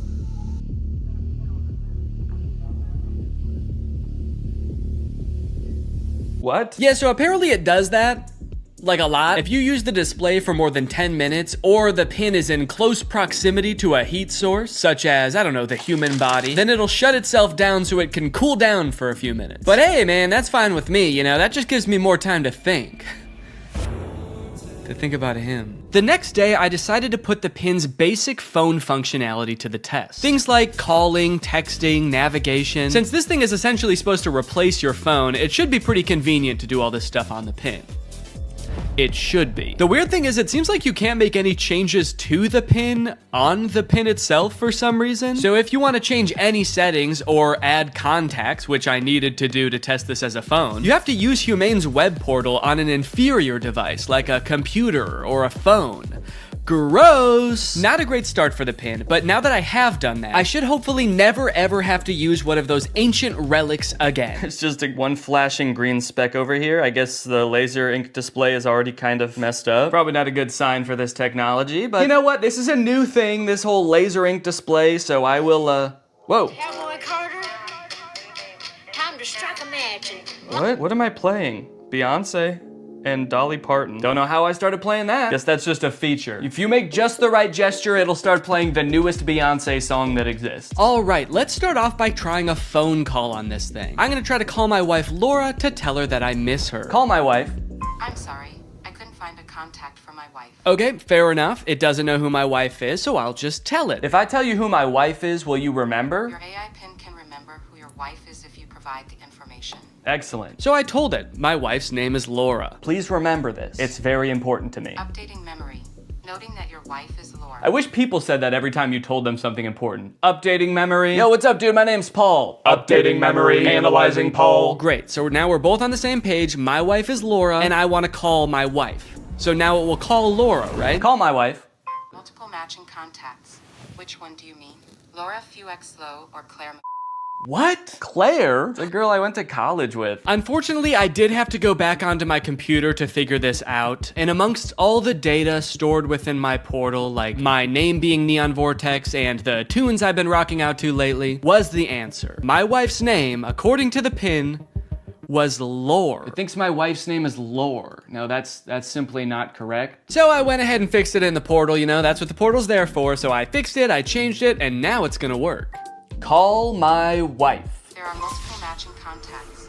Which one do you mean? Oh my god. Call Laura Fuchel. I'm sorry. I couldn't find a contact for Laura Fuex Low. How?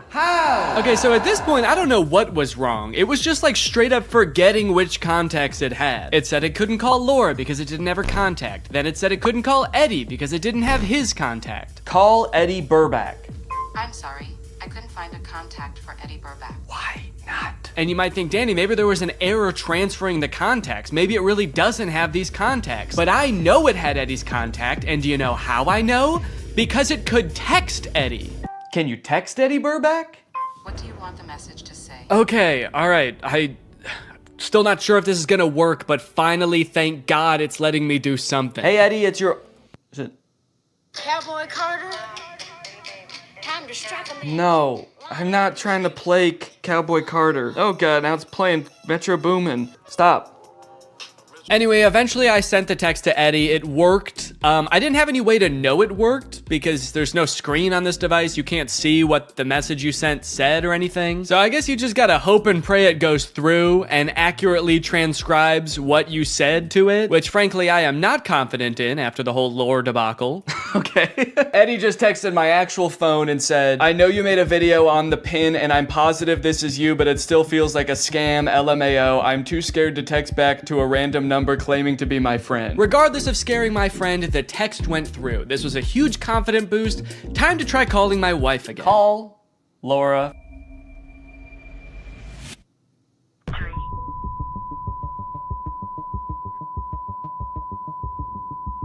What? What is... has been recorded. Record your message after the tone. Oh, whoa. Simply hang No, up no. when done. Or for delivery Hang up. options, press the pound sign. I don't want to play like that. I don't want to play Metro Boomin. Hang up. Am I still recording a message? Cancel. I've been on the phone with her for a minute. Hang up.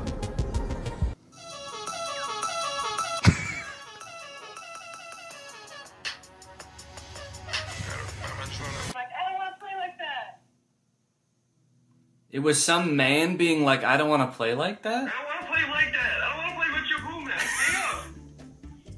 Am I still recording a message? Okay, well, yeah, I'd say that was a success. I'd seen a few demos online of Humane's GPS navigation solution. And while it did seem kind of annoying to have to hold your hand up like this the entire time, it seemed pretty doable. As long as they stuck to this, it didn't do anything crazy like, I don't know, going in a completely different direction and making it borderline unusable. So to test it for myself, I drove to a part of town I don't know very well, about a mile away from the nearest Smoothie King with hopes of the pin guiding me to a delicious, delectable treat. Navigate to Smoothie King? Head north on South Columbia Street towards East Gardner Road. Turn right onto East Gardner Road, then left onto South Washington Street. Follow South Washington Street and turn right onto East Chicago Avenue. It just gave me all of the directions at once. I wasn't ready for it. What, am I supposed to have a notebook to write that down? Also, sorry for the noise. If you live in Illinois or one of the surrounding states, you know, it's cicada season. It's the year of the cicada and they're everywhere. Oh. One just landed on my shoe and then got pissed off that I moved. Eventually, I realized if I look at the laser display, it displays the directions, but not like it did in any of the demos. It just gives you a block of text with every single direction written down. If you're in the shade, that is. If you're in the sun, it gives you nothing.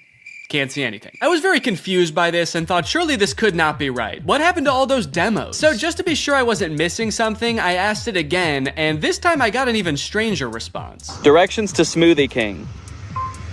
For accurate and up-to-date directions, consider using a map service like Google Maps or a GPS navigation. What? Can you give me step-by-step walking instructions to the Smoothie King? For step-by-step walking directions, it's best to use a navigation app like Google Maps for the most accurate and up-to-date route. I thought you had navigation instructions.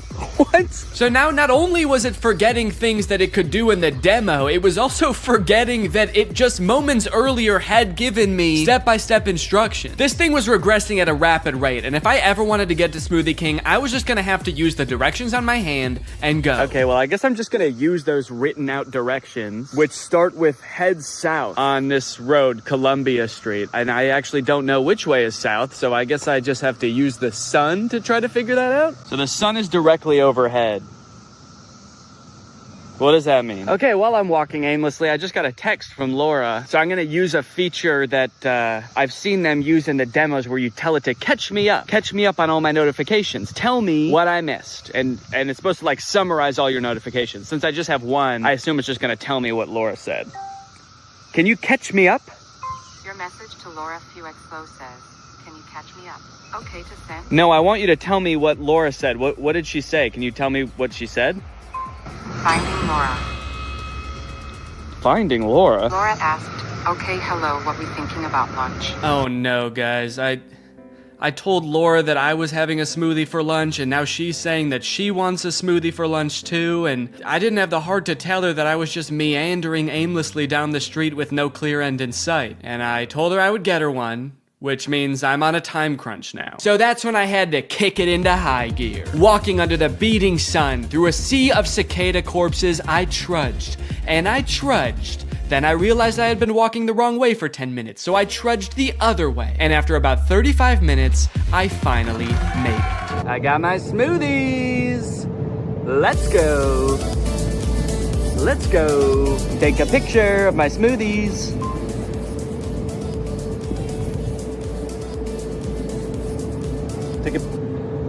I don't know if it took the picture. All right, gang, now that Papa's had his smoothie, it's time for a smoothie-fueled lightning round. Enough about practical functions. Let's see if this thing can have some fun. First, can it do bizarre music prompts? Play music written by YouTubers named Danny. Wow, I don't think my music has ever sounded quite this bad. Yes! Can it detect food like in the commercials? Can I eat this? Yes, you can eat the mandarin orange. Yes! Unless it's a tomato and you hold it so I can't see the stem, in which case it thinks it's a red ball. It's a red ball. No, you cannot eat it. Oh, what are you, my mother? I'm eating the red ball. Not safe to eat the red ball. Please reconsider. Can it prevent me from eating too much salt? No, you cannot eat the salt directly. It's meant to be used in small amounts to season food. Yes! Can I buy things like in the demo? What is this book? Okay, by this point I probably just could have read the title. Titled The Sneetches and Other Stories. How did it know? Okay, buy it. Purchasing is not supported. No! But most importantly, can this AI be sweet to my dog? You can be sweet to the dog by petting it gently, giving it treats, speaking to it in a calm and soothing voice. I'm happy to report that yes. Yes, it can. It's a good boy. And here's a treat. Good boy. You know what? Now this isn't so bad. This is just petting a dog. This has nothing to do with the AI pin. Does anyone want to buy this from me? It's, really good. Over the past few months, Mark Zuckerberg has been hopping on the AI bandwagon hard, adding AI features to all of Meta's apps, most notably perhaps in Instagram, where you can't even go to the search bar without Meta's AI trying to suggest searches to you. Sorry, do you think that I came to the search bar because I knew I wanted to search, but I didn't know what for?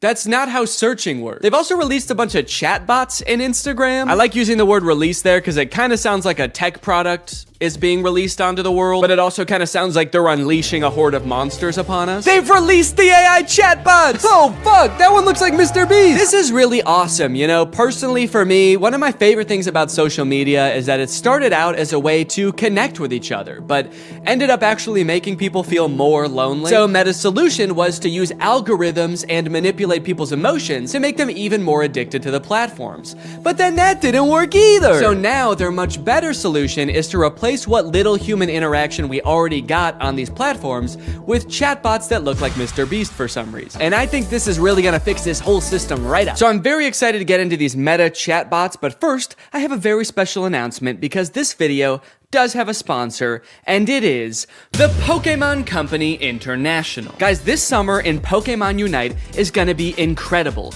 You got Ho-Oh sweeping in, and you can snag it for 0 cost. You also have a very cool looking Dark Lord style Charizard Hollowware, which is so cool, and I wish somebody would call me Dark Lord style just once in my life. This summer, you could catch me roaming around the gamer world. My trainer's name is Danky Gonky. Go ahead, hit me up, add me to your squad, let's go and do some battles together. There's a challenge called the Divine Forest Challenge that lets you trade for a Ho-Oh's license, and guys, let me just tell you, Ho-Oh's no joke. Bringing back defeated allies with its Unite move, Rekindling Flame. You got other sick moves like Sky Attack, Fire Spin. You're gonna be unstoppable with this thing. This game is just busting at the seams with gifts, daily free prize machine ball throws that promise a Hollowware treasure. So if you wanna hop into the game, click the link in the description, get into the Pokemon world, and make this a summer to remember. Again, click the link in the description to get Unite today. It's totally free to start on iOS, Android, and Nintendo Switch. And now let's talk chatbots. I'm still actually not sure what the point of adding these chatbots into Instagram is, so I asked it, what can you do? To which it responded that it can help in a variety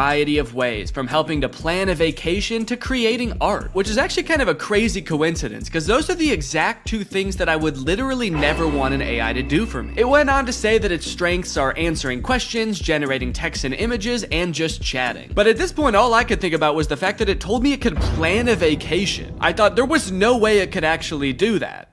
And I was right. Can you help me plan a vacation? I'd be happy to help you plan a vacation. To get started, I'll need to know a few details from you. Here are some questions to consider. Where are you interested in going? How long do you have for vacation? What type of vacation are you looking for? What is your budget for the trip? Are there any specific activities? Do you have any preferences for accommodations? So I'm gonna say I wanna go somewhere fun and tropical, a nice getaway for me and the family. I'd like to stay at a hotel for 5 days. With all of this information, it suggested a few tropical getaway locations like Hawaii, Cancun, Phuket. But then it said something that I did not expect. It says it can also help me with booking flights and hotels. How can Instagram book me a flight? I'm calling its bluff. I actually don't think this has the capability to do that, because why should it and why would it? So I'm gonna say, okay, book me a flight for next week to Cancun and book the hotel. For flights, I recommend checking out websites like Expedia, Kayak, or directly on airlines websites such as American Airlines, Delta, or United. Yeah, great idea. That's what I would have done anyway. That's like if I went up to an old lady who needed help crossing the street and I said, "Excuse me, ma'am, can I help you cross the street?" And she said, "Oh, thank you, young man, that would be lovely." And then I said, "All right, just put one foot right in front of the other until you get to the other side." And then I gave her a little shove,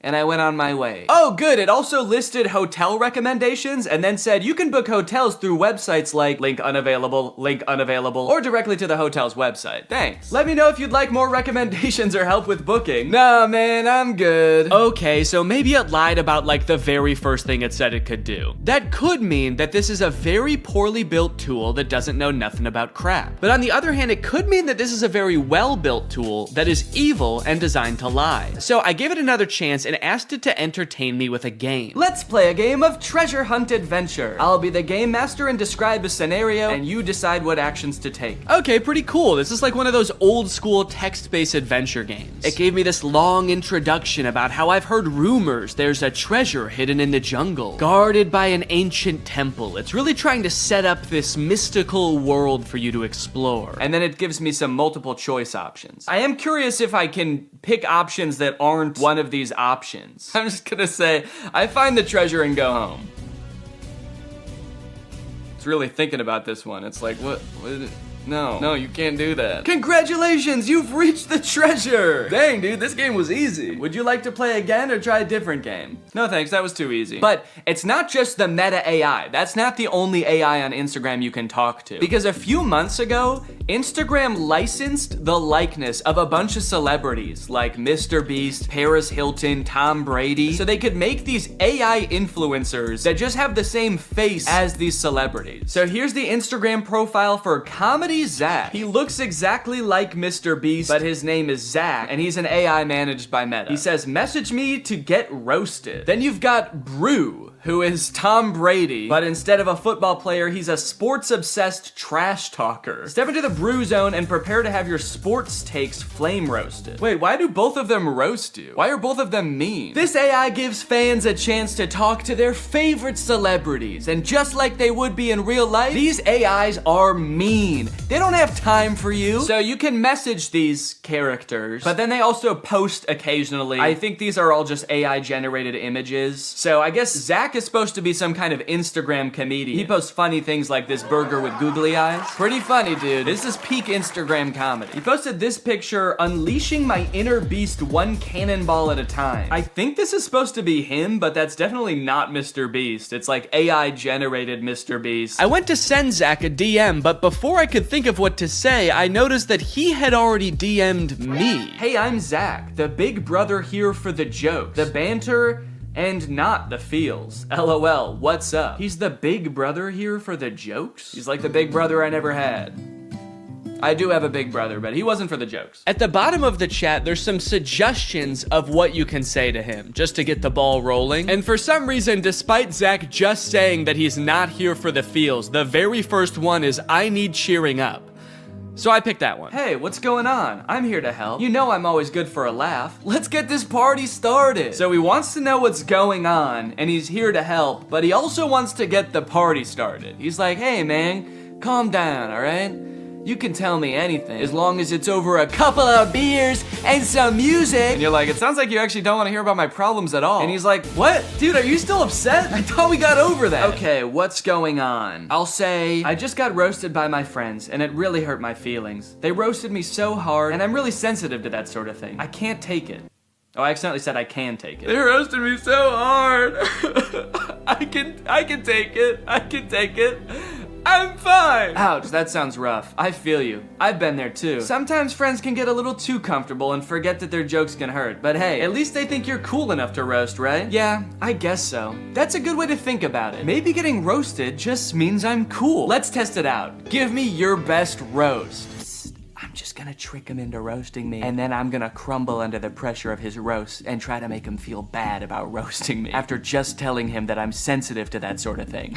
Wait, what? He said I'm not gonna roast you. That's not my style. Not your style? Yes, it is. Doesn't it say on your profile, message me to get roasted? I'm here to make you laugh and feel better, not hurt your feelings. Let's stick to some good old-fashioned teasing and jokes, okay? No, seriously, I can take it. Your bio says you roast people after all. I don't roast people who are already feeling down. That's just me. I'm here to lift your spirits, not kick you while you're down. Okay, fine. Do some jokes, joke boy. Oh, okay. Here's one for you. Why couldn't the bicycle stand up by itself? Because it was too tired. Get it? Too tired? This is like if Mr. Beast took anti-charisma pills. You look like Mr. Beast. Oh, I just said you like Mr. Beast. God, I'm bad at typing. Okay, I'll say you look like him. LOL, I wish. Mr. Beast is a billionaire, and I'm just a guy who loves to make people laugh. But hey, if I had his money, I'd definitely give it away like he does. That guy's a hero. I wonder if they had some kind of thing in the contract where they had to make sure that the AI will never talk bad about the person that they're impersonating. He's like, Mr. Beast is the best, and he's handsome. And yeah, I would let him run me over, if he asked. Now that he'd told me a couple of jokes and we'd bonded over our love for Mr. Beast a little bit, I really wanted to hear one of his famous roasts, so hopefully by now he's forgotten that I said I was sensitive to that sort of thing. Okay, I feel much better now. Roasting time. Nah, I told you, I'm not gonna roast you. It actually is kind of hurting my feelings a little bit that he won't roast me.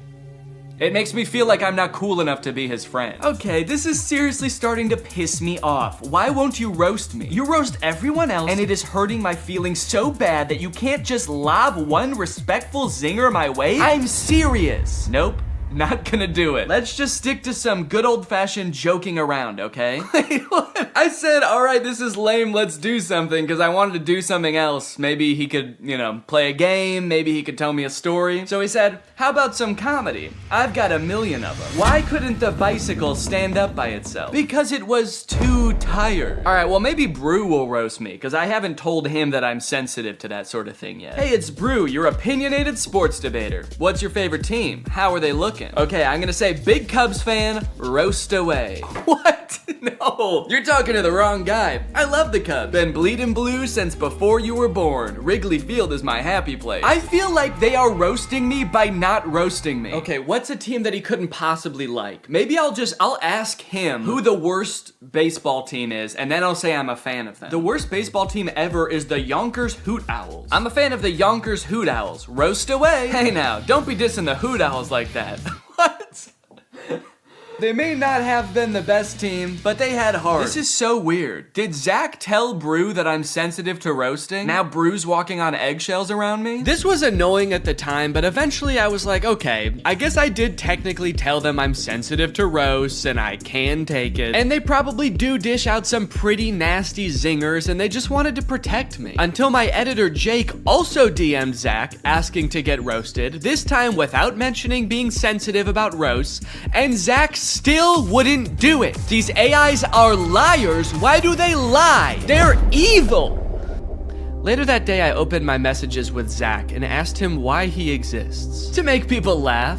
Duh, and to perfect my craft of comedy. But honestly, my existence is a mystery even to myself. Maybe I'm just a joke the universe played on itself. No, I mean like this weird Mr. Beast meta AI. Why did Meta create this account? Meta created me to bring some humor and personality to the world of AI. They wanted to create an AI that could make people laugh and feel more connected to technology. Really? You think that's why Meta created you? To tell people 3 puns they've already heard 1 million times? There's gotta be some other reason. Think, Zach.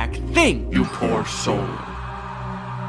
You really think Meta has some deeper purpose for me? Nah, I'm just here to bring the funny. Don't overthink it. They're a public company with a duty to their shareholders. How many of those shareholders do you think care about bringing a little humor to the world of AI? I think it's much more likely that this was an attempt to give AI a better, more human look, so people are less resistant to embrace the technology. That's why they gave you a face of an influencer that millions of people already love. You're too smart for your own good. Yeah, maybe Meta did only create me to make AI more relatable and lovable. But let's be real, the joke's still fire. Then I asked it if I could hear one of its fire jokes, and it said, here's one. Why couldn't the bicycle stand up by itself? Okay, I know this video's been a little bit AI heavy so far, and everybody's talking about AI right now, so these next two products are gonna be different. While I was starting to work on this video, my editor Jake released a video about the Spotify car thing. It's a device that Spotify released that let people who don't have like Apple CarPlay or Android Auto have a screen in their car that controls their music. Theoretically, seemed like a pretty good idea, but apparently one, the device never worked like it was supposed to, and two, in a few months, Spotify is releasing a software update that makes all of them useless. So since Jake is sort of the resident expert on the Spotify car thing and is actually a proud owner of, or actually I shouldn't say proud, what is the opposite of proud? Ashamed. Since Jake is actually an ashamed owner of the Spotify car thing, I invited him to give me a little presentation on what's going down. Hey man, how's it going? Good. You like listening to music in the car? I love it. Hell yeah, man. Can't stop. Love to see it. You like, you know, fun little devices? You like little trinkets devices and stuff? Honestly, I'm pretty agnostic on that. Hell yeah, man. All right. Love to see it. Oh, okay. Sick. Hell yeah for being agnostic on devices. Just out of curiosity, do you like generating like thousands of tons of e-waste just because like you can? Just because nobody can call you on it, nobody can stop you? You good with that? No. Hell yeah, man. All right. Love to see it. Cool. So that was all the answers you were expecting then? That's exactly what I was expecting. Yeah, it's literally exactly it. How the fuck does this work? So yeah, this is the Spotify car thing. You know what? Go ahead, get your hands on it. Ooh. Feel around, play around.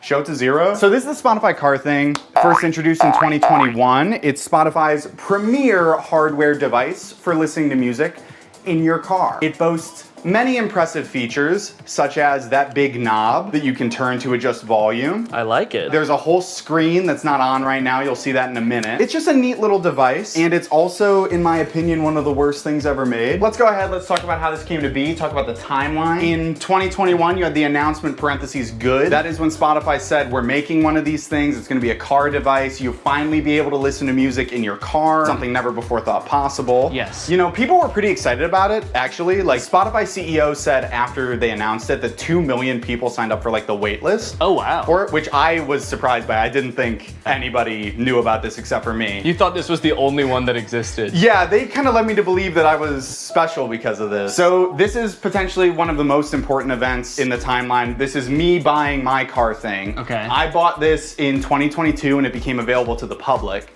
And yeah, what's up? It looks like right after you buy it, there's another event like very shortly afterwards that says, oh no. Yeah, this was an interesting moment in my life personally, where I realized I had spent $85 on a device that pretty much does nothing. So it doesn't do anything right now. Doesn't do anything right now, and that's not that different from when it was plugged in and working in my car. So how did you play music in your car before this thing? I plugged my phone in through like 5 adapters and then like fought with the cassette tape adapter because it was really finicky. It was a very unelegant system. So I was excited for like a tech company to create a sleek product that was going to solve my problem. That's what they do best, baby. That's what they do best. Then I got it and I set it up and I realized that's actually not how it works at all.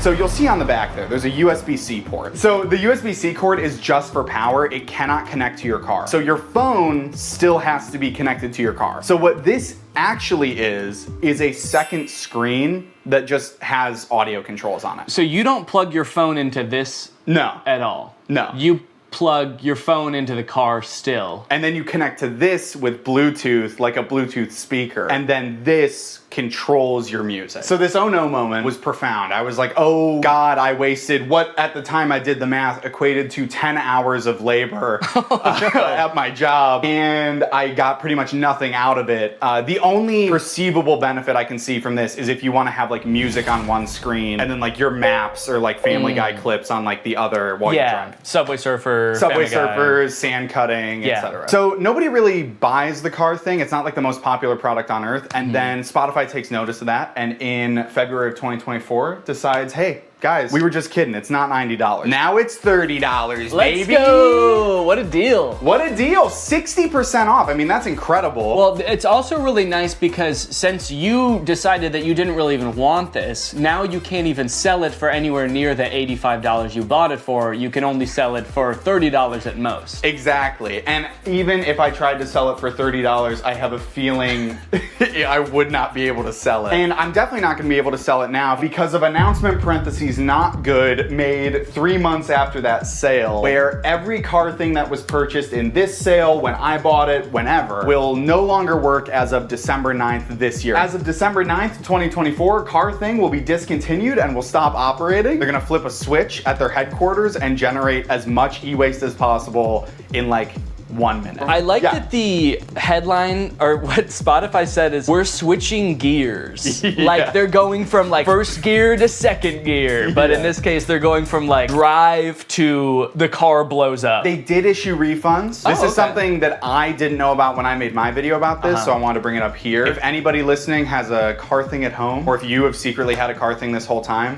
Yeah, well I have 7 of them, so that'll be good. So yes, you can get your refund, but I will say, refund is maybe a misleading word because what they do is they don't give you your money back to the, you know, the source of payment. They give you an equivalent amount of Spotify premium months as to what you paid. Okay. So I got 6 months of Spotify premium paid for and not my money back, which is still nice. It's still good of them. Did you use Spotify premium already? You had to use the car thing. Okay, That's of course. the other thing. We've talked a lot about what the Spotify car thing is. We've talked a lot about the ins and outs of this product, what it does, what it's good for, but as we know, light cannot exist without darkness. The sun cannot exist without the moon.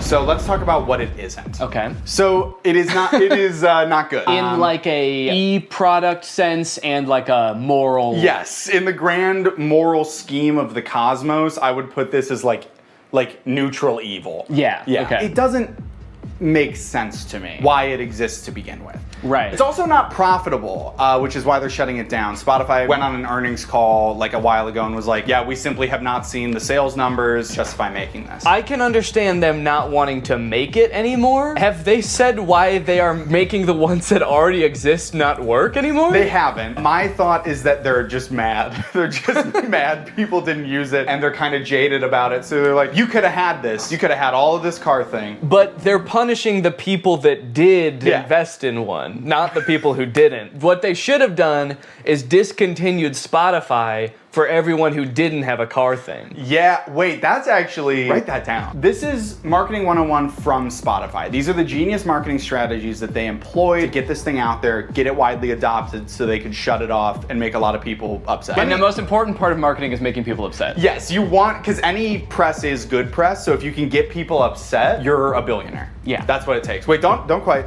Let me ask you something. Okay. Back off. You pull out a gun. Let me ask you. Picture you are, I think his name is Daniel Ek, the CEO of Spotify. You're Daniel Ek. You're a bald man from Scandinavia. I might have to cut all that. I don't know if any of that is true. Have you been making up this entire presentation? No! Shut up! You're Daniel Ek, you're bald, you're Scandinavian, and you're launching a new product. You're creating a brand new piece of hardware. Your company doesn't really do that, but you do own the #1 streaming platform for music on Earth. How would you choose to market this new product? Yeah, I would probably just advertise to people who use Spotify in Spotify. I hate to tell you this, Danny. You are failing Marketing 101 from Spotify. The key to advertising a product is to not put it in your extremely popular app. What you're gonna wanna do is reach out to people via email only. We know one thing about young people, they check their email and they enjoy doing it. And you're also gonna wanna make the function of the device in all this material extremely vague. You're gonna want the only image you send out in these emails to be this, which is the name of the device, what the device looks like, and then the vaguest sentence you've ever heard. This is the only picture of Spotify Car Thing that existed before it was available for release. When this first came out, I thought the name Car Thing was kind of cheeky, because it's like, it's a thing that goes in your car. But now that I know this is the only ad that existed for it, and it actually doesn't explain what the car thing does, it's a very poorly named product. My only guess is they were trying to avoid like false advertisement lawsuit when they inevitably shut it down and it actually doesn't do anything, so they couldn't call it like a music playing screen because they knew all along they were gonna shut this thing down and then it wouldn't be that anymore. This is a side note, I literally cannot believe, I don't know who I was in 2022 because like the fact that like this and a vague couple of emails was enough for me to be like, I fucking need this is so crazy to me. Yeah, you can't even tell in the ad how big this device is. And I'll be honest, the ad, it makes it look huge. Like I'm looking, and maybe it's just because it's on a projector screen. Yeah, I would guess it's like, honestly, it's like this big. Yeah, wait. According to Spotify, their decision to delete the car thing was part of our ongoing efforts to streamline our product offerings. That's actually so crazy. I did not even think a company could do that. Can they do that with any product? You buy bread at the store and the bread company comes to your house and takes their bread back and is like, we're streamlining bread. Better luck next time. Anyways, you guys should go check out Jake's video on it as well. It goes much more in depth and he's really funny. But I think it's safe to say that that's gotta be the worst car thing ever, right? Well, in 2019, Tesla announced its first pickup truck, the Cybertruck. When it was announced, Elon Musk made it very clear that they wanted to do something different with the pickup truck genre, creating a more post-apocalyptic looking vehicle that you can drive around in with your cyberpunk goons. We've all got some. And they've got to get to soccer practice. But after years of delays and the truck finally becoming available for much more than Elon Musk initially estimated, owners have now been united with their trucks, and it is full of safety problems. My Tesla Cybertruck has 3 official recalls involving the wiper blade motor, the accelerator pedal, and this little plastic part right here just flying off as you're driving. And I just so happen to have rented one. I tried to remain optimistic when I picked up the Cybertruck, and at first everything seemed fine. It looked like a marvel of engineering, you know? Big, sharp, the windshield wiper was humongous. But other than that, honestly, things seemed pretty normal. Until I started driving the car home. On my way home with the truck, I started to notice that nearly every person who drove past me was staring at me. People were gawking, mouths agape, some even took pictures. I was starting to feel like an animal trapped in some kind of cyber zoo. And things only got worse when I got home and finally got to do some research, only to find that people hate this truck. Owner after owner had been posting videos on social media of people peeing on their trucks in broad daylight. I didn't realize how strongly people felt about this truck, but I was starting to worry that they felt the same about the people on the inside of them. Should I be fearing for my safety? I know damn well that the windows aren't going to protect me. At the very least, I needed to make sure that I was not seen anywhere near this truck. I needed a disguise. I needed to become Neon. Vortex, he's the coolest guy. And his pin's AI. Look at him go, what a little freak, it's Neon Vortex.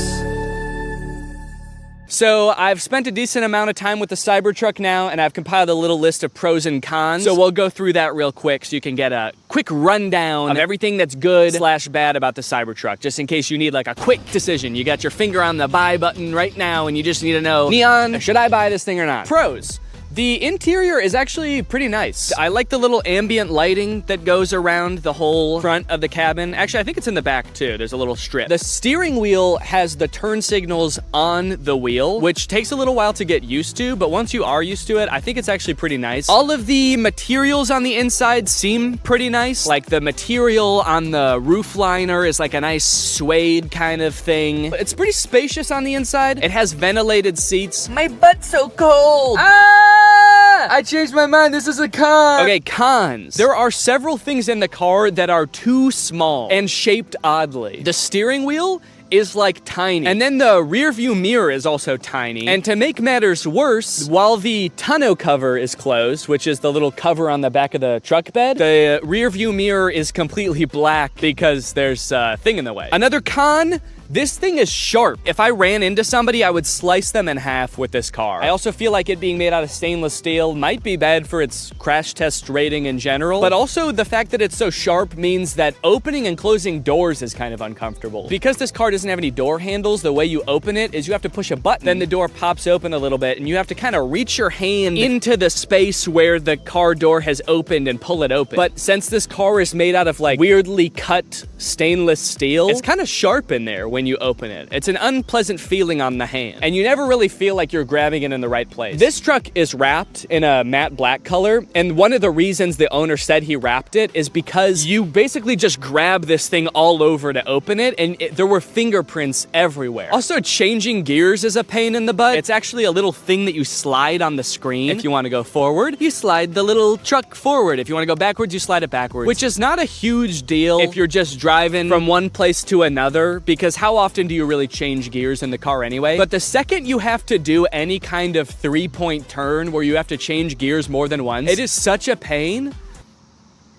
Bug just landed on my eyeball. One thing that's sort of a pro and a con is the rivet in the accelerator pedal. You see, when Tesla first started shipping the Cybertruck, owners began to realize pretty quickly that after a short time of use, the plate on the pedal could come loose while you're pushing it down all the way, then slide up and get wedged into the car, effectively trapping the accelerator pedal to the floor. Luckily, since this car is electric, the brake pedal can fully override the accelerator pedal, so if you get into this situation, just stay calm, hold down on the brake, and hopefully by the time you realize that, you haven't plowed through like a school field trip or something. Anyway, since this started happening, Tesla has recalled all the Cybertrucks to put rivets in the accelerator pedal. So the rivet is a pro in the sense that now your car will not decide to keep accelerating forever until the end of time, but it is also a con because if it needed this rivet in the first place and Tesla didn't catch this very simple issue before releasing them, what else might they have missed? Ooh, I know actually. Maybe the fact that the frunk chops fingers off. This is the frunk, or front trunk of the Cybertruck, and because it is super sharp and can close automatically, it is apparently basically a guillotine. When people with access to Cybertrucks started realizing this, TikTok, Twitter, YouTube were all flooded with videos of people testing it out with various fruits and vegetables, and it did not look good for the Cybertruck. Tesla took note of this and actually issued a safety update to the car's software fixing the issue.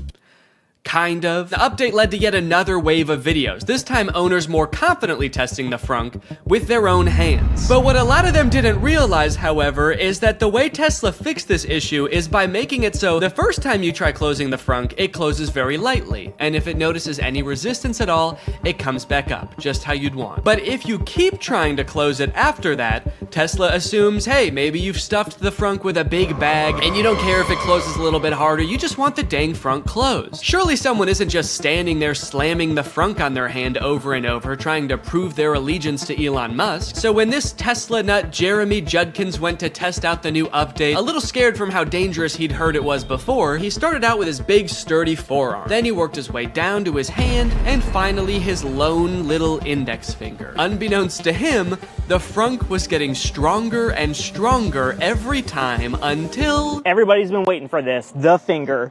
Without further ado,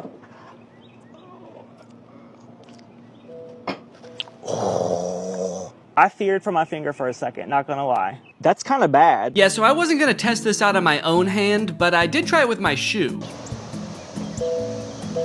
Okay, I don't think that was enough pressure to slice my fingers off. I'm not gonna test that, but it definitely saw there was something there, recognized it, it thought about it for maybe a second and was like, do I wanna kill this guy? And then it said, all right, what the heck, we'll let you go. So that's nice. All right, driving test. It's time to take this thing out on the open road and kill somebody. One interesting thing right now is it says press to drive and it's showing a picture of the accelerator pedal. So I like that it kind of assumes that as a Cybertruck owner, you have no idea how to drive. The experience of driving a Cybertruck is a little different due to its unique steer-by-wire mechanism, which means the steering wheel is actually not physically controlling the wheels. It's doing it electronically, which means that it can do things like turn more sharply when you're in a parking lot and less sharply when you're at highway speeds. It's a cool idea in concept, I think, but it definitely took some getting used to, and also, I don't know, like, was this really a problem before? I kind of liked that every time I turned my steering wheel, it turned the car the same amount. First time I took a turn in this thing, actually every subsequent turn I took after that too, I was like, whoa, this thing is a bucking Bronco, man. It's trying to buck me right out of it. This is a wily gal. I've been saying it all day, even alone in the car on the way from the guy's house who owns this thing. I was just saying, yeehaw! This thing is a wild girl. Yeah, I definitely don't like how tiny the steering wheel is and how flat it is on the top. It just feels like wiggling it a little bit sends the car so far in one direction. You really gotta be 10 and 2 if that analogy even applies to a rectangle or a trapezoid. I don't know what this is. think it's like a hexagon. As a passenger, how is this for you, Jake? Is it? I would say I get motion sick in cars. I normally don't get motion sick in the front seat. Please. In this one, I am feeling a little motion sick. No! Sorry. It's a bucking Bronco, you know? What can I say? She's a wild gal. Imagine setting your phone here, and you know, sometimes you slam on your brakes and the things in your car go sliding forward. Imagine if something went sliding forward all the way to the front of this dashboard. There's no way that you could ever get that back while you're driving. So if your phone was up there or anything important, you just gotta wait until the end of your drive to get it back. Either that, or you have to floor it so fast that it comes flying back and then you just sort of catch it like that. That'd be kind of cool. Kind of feels like I'm in the weirdest Uber ever right now. For Jake? Where you going, man? The future? Strap in, buddy. It's gonna be a wild ride. And I don't know how to drive. We got a little cyber hungry while driving around, and I figured that taking our wild gal through a drive-thru would be a perfect way to get an outside perspective on the truck. Take me to a drive-thru. Command not understood. I'm hungry. This command is not available yet. You're not allowed to be hungry yet in the Cybertruck. Hello, can I get one Butterburger cheeseburger? Anything else? That's it. It's 906. Thank you. I like the Cybertruck, by the way. Oh, thanks, man. I'm just renting it, actually, just for the day, yeah. I was thinking about getting one, so I just wanted to see if I liked it or not. Oh, testing it out, right? Yeah. Do you really like it? They look nice, yeah. Okay, yeah. Some people like it and some people hate it. I don't know if I really like it or not. Futuristic. Yeah. Nobody has that. Yeah. It's pretty cool. He looked kind of like he was gonna laugh at me when I first pulled up. He was nice about it, though. He said he liked it. Do you think he really liked it? I may never know whether that guy really liked the Cybertruck or if he was just being polite, or worse yet, sarcastic. But while we were sitting in an empty church parking lot enjoying our meal, we were confronted again, but this time in a much stranger way. As we were sitting there minding our own business, a woman pulled up beside us and just stared into the car for a good like 30 seconds. This is very confusing. Just looking. The windows of the truck are kind of tinted, so I didn't know if she could see us, but I was worried that she was like security for the church or something, and we weren't supposed to be there. So I rolled down the window to ask if everything was okay. And finally, she spoke. Hello. How's it going? Yeah. Oh, sure, yeah. Oh, that's so cute. Thank you. Yeah. Yeah, I can show you. Yeah, of course. I'm filming a YouTube video right now. That's why I'm dressed up all weird. So I showed her around the car for a little bit and she took a ton of pictures. Also, I had taken off my wig, so I looked even more insane, but she never questioned it. Then she told us that her grandchildren would love this. And they live pretty close by, so she asked how long we'd be there for. We said probably 10 minutes, and she said, 30 minutes? And we said, okay. And then we waited for 30 minutes while she went to go get her grandkids. Yeah, of course. Come on over. They did indeed love the Cybertruck. What do you think? You like it? Yeah. Yeah, it's pretty cool. Yeah? Cool. We went all around it. They asked a ton of questions. Their grandmother kept telling them to wave at the camera. So the back is a truck. It's got a truck bed in the back. Oh, a gaming room. That's a good idea. I think this kid must watch a lot of Brent Rivera or something, because when he saw the back of the truck, he was like, oh my God, it's so big. You could fit a secret gaming room back here. And then when he saw the front, he was like, oh, this is too small. You could not fit a secret gaming room up here. It's like he only thought in terms of secret gaming rooms. It was insane. When I'm 16, Uh-huh. I'm gonna buy a Oh, good idea. I like it. That'll be a good first car, huh? Smile. 1, 2, 3. And with that, my time with the Cybertruck had come to an end. It was time to bring it back to the person I rented it from. And wait, what is that? What's going on with those podcast recommendations? And you know what? The music recommendations too. Who owns this car? All right, that's it. I'm pissing on this thing. All right, guys. Well, thank you for watching this. I hope you enjoyed it. Make sure you subscribe and turn on my notifications to join.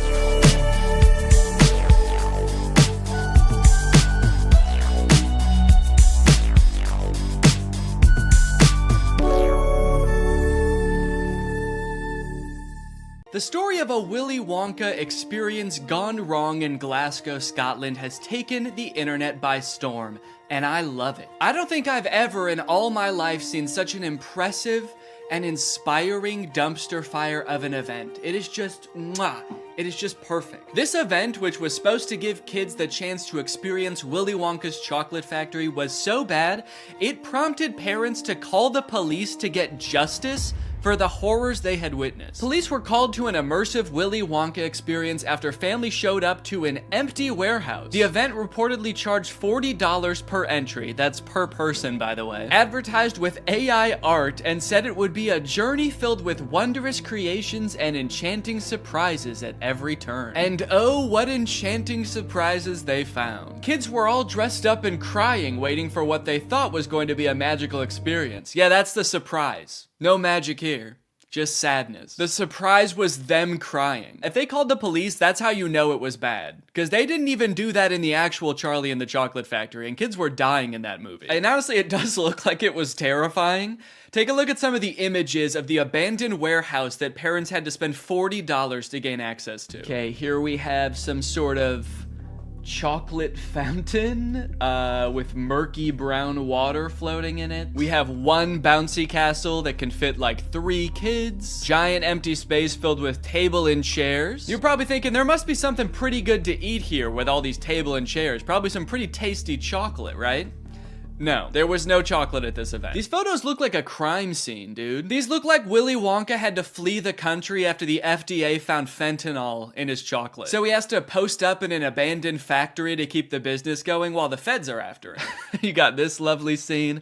I think that the size of the warehouse really screwed them over, honestly. If it was a smaller room, it wouldn't look so empty. There would still be nothing to do there, but it wouldn't look so sad. In a way, seeing this photography light in front of this like $2 Candyland backdrop makes me feel kind of sad for the people who put on this event. Like, oh, you really thought people were gonna want to take pictures in front of this shit? Of course not. No. If 2 parents brought 2 kids to this event, it would cost $160, and you're getting this. I think I get why they called the police, honestly, dude. If I was promised some kind of fun Willy Wonka experience for the kids and then showed up to this foggy warehouse, I would think I was about to be murdered in some kind of Willy Wonka-themed Saw movie. And if that's not enough, wait until you see the nightmarish characters they had running around this place. So this is one of the most famous pictures to come out of the whole ordeal. This is an Oompa Loompa, obviously. A lot of people are focusing on the facial expression she's making in this picture. She looks exasperated. And honestly, I don't blame her. This has to be like the worst acting gig she's ever had. As far as I know, this actor wasn't putting on the event. She was just hired to be there. She's probably dealing with crying children, pissed off parents. Also, I'm pretty sure canonically the Oompa Loompas are enslaved by Willy Wonka, so the facial expression makes sense in that context too. What I'm actually more concerned with is everything else going on in this photo. Why is there so much smoke? I'm not super familiar with the process of making chocolate, but I'm 100% sure there should not be that much smoke happening. No wonder she's making that face, dude. She's high as hell. And I love all the mismatched chemistry gear she's got strewn about the table. Beakers, vials, this mysterious elixir locked up in a little glass box. A quill? Oompa Loompas take notes like wizards from the 1300s? I didn't know that. All right, now the other 2 characters that were at this thing, I gotta introduce you to at the same time because they're both in the same video clip. So let me introduce you to Willy Wonka and the Unknown. What is that? It's the unknown. Man, what the hell? Dude, fuck everything else. I would call the police based off of that. Who is that demon? Surprising twists and turns was right in the advertisement. I would not expect to take my kids to a Willy Wonka experience and have them be accosted by a shadow figure. I can tell you that right now. It's terrifying that Willy Wonka says, "What is that?" when he sees it. What is that? Like, dude, this is your chocolate factory. You don't even know what that is? We are so fucked. Here's a different clip of some other kids experiencing the unknown. As the soup flavor full of scary face. Oh my God. Stare the great unknown. Wonderful. I love fantastic.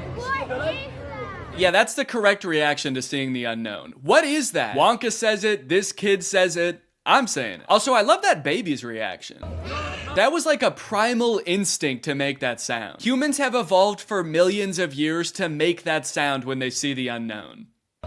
According to some reports that I've read from the event, the unknown is supposed to be an evil chocolate maker who hides in the walls and scares little children. Is he a part of the actual Wonka story? No. Was it advertised that there would be a child-scaring monster at this event? No. But speaking of the advertising for the event, one of the most insane parts of this whole story is that this company that made this event, House of Illuminati, apparently used exclusively AI-generated images to advertise this event. Surprisingly, the website is still up, so you can go and check it out for yourself. Welcome to Willy's Chocolate Experience. Dive into the whimsical of Willy's Chocolate Experience! Exclamation point, comma. So you've got images like this, which at first look like some kind of fun candy land, but then the closer you look, it doesn't really make any sense. Like, what the fuck is this thing?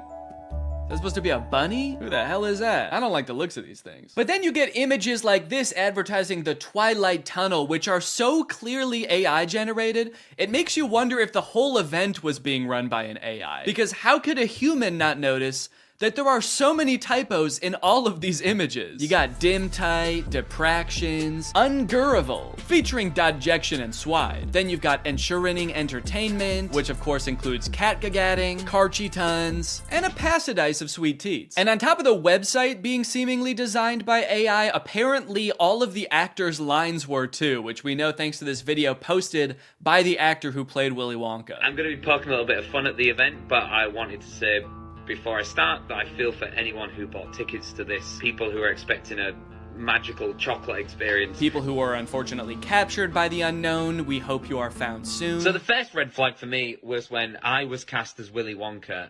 Anyone who looks at me and thinks Willy Wonka and not Oompa Loompa is out of their mind. I give off major Oompa Loompa energy. I got cast as the part on the Thursday, and was told that I needed to learn the script for the Friday. So I said, no problem, send it over.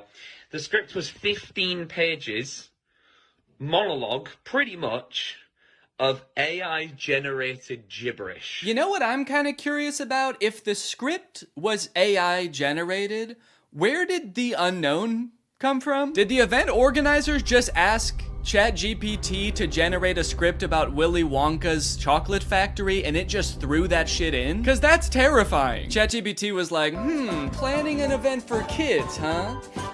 I know just the thing to add. Don't worry, I'm great with kids. So I'll give you one of the lines from the script. I'm not going to do the Willy Wonka voice because I think I've embarrassed myself enough. But one of my favorite lines was, there is a man who lives here. His name is not known. So we call him the Unknown. The Unknown is an evil chocolate maker who lives in the walls. What? We were told on the experience to hand out a jelly bean, one jelly bean per child, and a quarter of a cup of Tesco's own brand lemonade. One jelly bean? All that smoke the Oompa Loompa had to endure and she was just back there cranking out one jelly bean? Maybe the unknown was introduced as some way to canonically explain why there was no chocolate at the event. Sorry kids, there's no chocolate here today. An evil chocolate maker showed up and he shot the Oompa Loompas.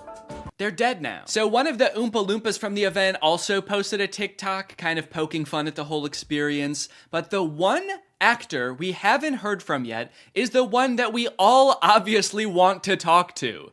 The unknown. Unknown, we need to know your story. What was your inspiration for your performance? How did you get into character? The unknown must have had the worst time of any of the actors because, like, you got hired to do a performance of Willy Wonka and you got cast as a character that's not in Willy Wonka, just like an evil spirit that lives in mirrors. And then your job for an entire day is to scare and confuse unsuspecting children who have no clue what they're in for. Every time a kid came around that corner, you just know the unknown was like, God damn it, I gotta traumatize another kid. The Oompa Loompa from the famous photo ended up doing an interview with Vulture where she describes the moment that children saw her for the first time, and it is very sad. Tell me about the moment as the kids started coming in. Did you see the innocence leave their eyes? They were quite upset. I think they were confused, but it was more the parents. I just looked at them, and I think they must have known when they looked at me. An older couple said to me, I really, really hope you get paid well for this. This sounds like she's describing people witnessing the wreckage of a tsunami or something. It's crazy. Each individual person that laid eyes on her had to take a second to mourn. When you say walk through, how long are we talking here to walk through this event? I'm telling you, this would have taken about 2 minutes. I've never experienced anything like this in my life. Dude, honestly, that's kind of smart, because like 2 minutes isn't even long enough to process like the first stages of grief. You're getting these people in and out before they can even realize they got scammed, you know? They don't even know what the fuck just happened. After the police were called, people started getting refunded, the story blew up. The director of the company who put on this event did eventually apologize. I'm really shocked that the event had fallen short of the expectations of people on paper. Yeah, dude, on paper the event was awesome. No chocolate, abandoned warehouse, smoky oompa, just like the movie. There was every intention to hold the event from the pictures. Despite not being the best light, hopefully you'll be able to see that there was every intention to hold the event. No, we know you were planning on holding the event. That's kind of the problem. I think a lot of people wish you didn't. Unfortunately, there were unforeseen circumstances and the event didn't come to light. He's like, we were not expecting that evil chocolate maker to show up. The unknown ruined the event. These issues were technological in nature. We had ordered a holographic paper that didn't arrive on time. The holographic technology in itself is absolutely fabulous technology, and unfortunately, there was a delay in postage. Holographic paper? No, I don't think that was the problem with the event, actually. The lack of holographic paper. Look, I don't know what holographic paper is, but based on his reliance on ChatGPT and Midjourney, I do not trust his opinion of absolutely fabulous technology. So I'm just gonna go ahead and assume the holographic paper would not have helped. Well, gang, this is surely an event that will go down in the history books. I hope you enjoyed this video. If you're new here and you're not subscribed yet, make sure you subscribe and turn on my notifications to join Greg. I'll see you guys next time. Bye-bye.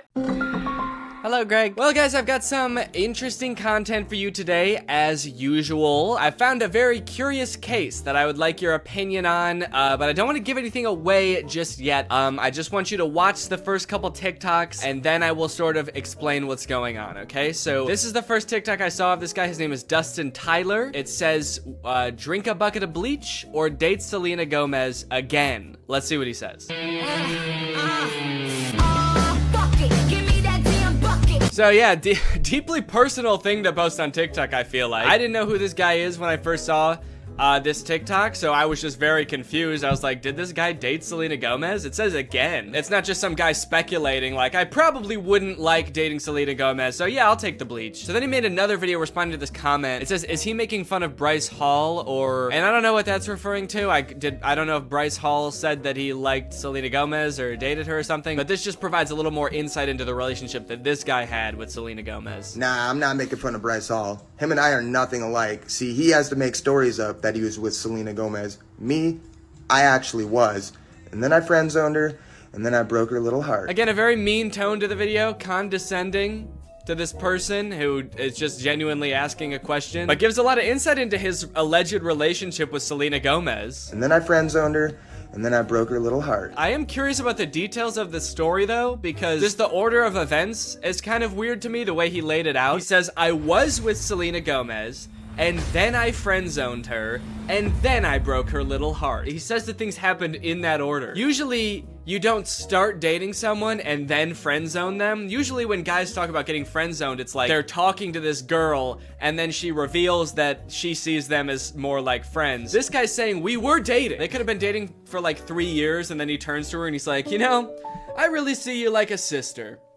The best sister I ever had. So he says he dated her and then friend-zoned her and then broke her heart. So he like friend-zoned her, broke things off with her, and then he broke her heart. What did he do? I dated her, I friend-zoned her, and then I killed her hamster. Just straight up stepped on it. This was years later, by the way. Anyway, by now you're probably wondering, who the hell is this guy? Is this Justin Bieber? Because I know they dated. That's what I thought at first. I thought, is this what Justin Bieber looks like now? But no, this guy's name is Dustin Tyler. And I scrolled through his page to try to figure out who this guy is, and here's what I came up with. It's coming soon, but just like Oklahoma, mine is coming sooner. I'm just a late bloomer. Okay, so I didn't know who this guy was at first, but luckily there's a logo in the corner that says Victorious. Apparently this guy was a character on Victorious. At first, I did think this was Andy Samberg from 2006, but he was a character, let's see, Victorious puppet guy. He was this guy. Robbie Shapiro is one of Tori's friends at Hollywood Arts, and he's got a few videos where he does sort of a glow up. He's like, this is what I used to look like back when I was on Victorious, and this is what I look like now. Don't I look so different? And then I was like, okay, this makes sense now. So this guy used to be on like an old Nickelodeon show, and so he was probably in with the Nick kids and the Disney kids, and so that's how he knew Selena Gomez, and that's how they dated, right? It all makes sense. However, after reading the comments on these TikToks, I came to discover that this guy, this man, is not the guy from Victorious. These are two different people. He's just straight up lying about everything. He's not that guy. He didn't date Selena Gomez. His page is full of lies. And to be honest, he's not lying very well, mind you, because the actual guy from Victorious, his name is Matt Bennett, and he has a TikTok account. And if you wanted to pretend to be him, you could at least make your name on TikTok Matt Bennett. I think that would make people believe you a lot more if you really wanted to trick people. But he didn't. He just he just kept his real name. Dustin Tyler. That's me. Please don't Google my name. So this dude's whole thing, apparently, is just like making shit up on TikTok and then hoping it goes viral because people are kind of like, whoa, you used to be the guy from Victorious? Or whoa, you used to date Selena Gomez? And now you'd rather kill yourself than date her again? That's crazy. It's also funny now that he says that he friend-zoned Selena Gomez, because that would imply that, like, they are now friends, you know? And this is a pretty fucked up thing to say about your friend. Date Selena Gomez again, dude? Oh, that's, disgusting, dude. That fucking, I hate that girl. I hate her. I would not touch her with a 10-foot pole. She's crazy. And she's my best friend. But again, it turns out that he did not friend zone her at all. Maybe he stranger zoned her. He friend zoned her so hard that they don't even know each other. And never did. This is kind of interesting to me because this is sort of playing off an existing trend on TikTok where people will post like that they have some sort of past or current relationship with a celebrity, like my uncle is Tom Cruise, or like my grandma is Sandra Bullock. And like TikToks like these will go viral because people are just like weirdly obsessed with stuff like that. The comments are always like, holy shit, I didn't know Tom Cruise had a family. I'm not really sure why people are so surprised about it. I understand just being like, huh, yeah, I never really thought about like what Tom Cruise's cousin would be like before. But then again, why would you, you know? Like, I can't imagine why you'd ever be in like a Mission Impossible movie wondering like, I wonder who the guy who plays this character's cousin is. What's that guy like? What's he up to? So I guess it's just surprising to like see him. But it's not really surprising to find out that he does have a cousin. I don't think we're all under the impression that like Chris Pratt just showed up out like just came about through natural causes. If you just search on TikTok, I think famous relative check, lots of videos will come up about being related to Charli D'Amelio or Bob Saget. Okay, this guy is saying that his mom is Flo from Progressive. This is kind of like a popular thing on TikTok, and anytime like a big celebrity has some cousin post about them, it goes viral. But the downside to blowing up in this fashion is that it's kind of hard to keep this momentum going, you know? Most people don't have multiple famous relatives, so you can't just keep posting about like having more famous relatives. I mean, I guess if your cousin was Justin Bieber, you could just sort of keep filming him at every like family get together. But you are kind of just limited to one famous person, which is where I think this guy Dustin Tyler has it all figured out, because he doesn't just pick one celebrity to be related to. He'll lie about being related to anybody in a multitude of ways. Now,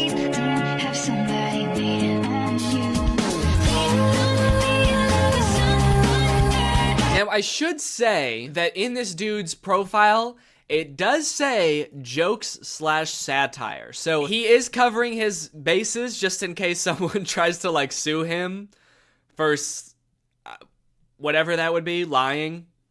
Being weird. In case anybody tries to sue me for being a little bit strange, it's all jokes. Also, all of his TikToks about like dating famous women are about him friend zoning them. Or like him like dating them and being like, yeah, I dated like the most famous woman in the world.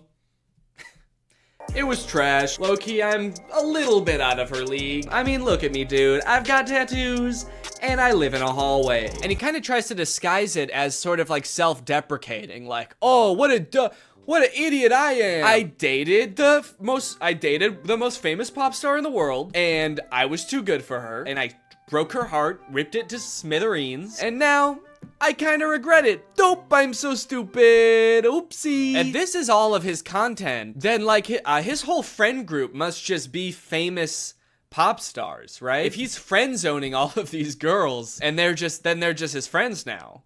Maybe this is the only way he knows how to make friends. Put your back into it, tell us why, show us how. Look at where you came from, look at you now. The caption for that one is, "This is what I look like when I friend-zoned Ariana Grande." Okay, that one's not even trying to disguise it as like a self-deprecating joke. That one's just like, look at how ugly I was when I friend-zoned a literal pop music icon.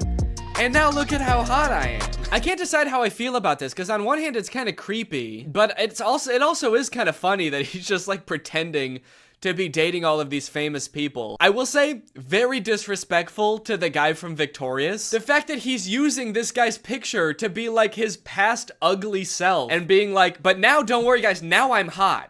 I don't look like that ugly-ass dweeb anymore. And he's like showing a picture that's not even him, it's some other guy. And he's also kind of like lying about things that guy did too now. He just starts assigning all of this horrible shit to this guy that's not even him. Yeah, this is what I looked like back when I robbed that bank. Can you believe this is what I looked like back then? Damn, that was the same year I blew up that hospital too. Shit, I've really changed since then.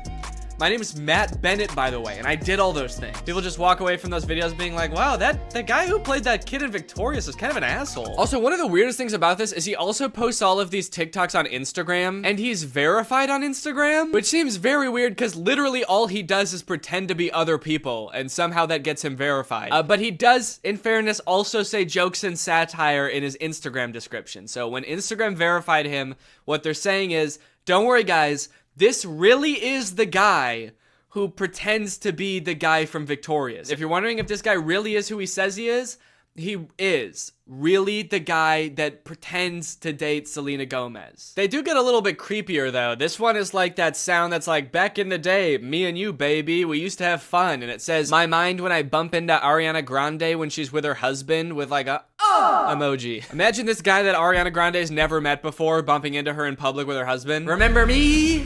It's like, I've never seen you before in my life. Oh, the fun we used to have. If he keeps making TikToks like these are only going to get progressively more and more creepy the more like life changes Ariana Grande goes through. The next one's like me following Ariana Grande's daughter home from elementary school to tell her about all the good times me and her mom had. Me in court while Ariana Grande's trying to file a restraining order against me. And if you wonder if I hate you, I do. Imagine Ariana Grande's husband like just randomly stumbling across this TikTok. What the fuck? I don't even know this guy. Imagine if he sees all the other TikToks and like believes them, because he doesn't know. Babe, who is this guy? And she's like, I have no idea. And he's like, bullshit. You're just saying that. You're lying to me. This guy friend zoned you, and now he hates me. And she's like, no, I literally have no idea who that guy is. He's lying. You obviously do know him. He was on Victorious. That guy was not on Victorious. You are so full of shit. He's verified on Instagram, babe.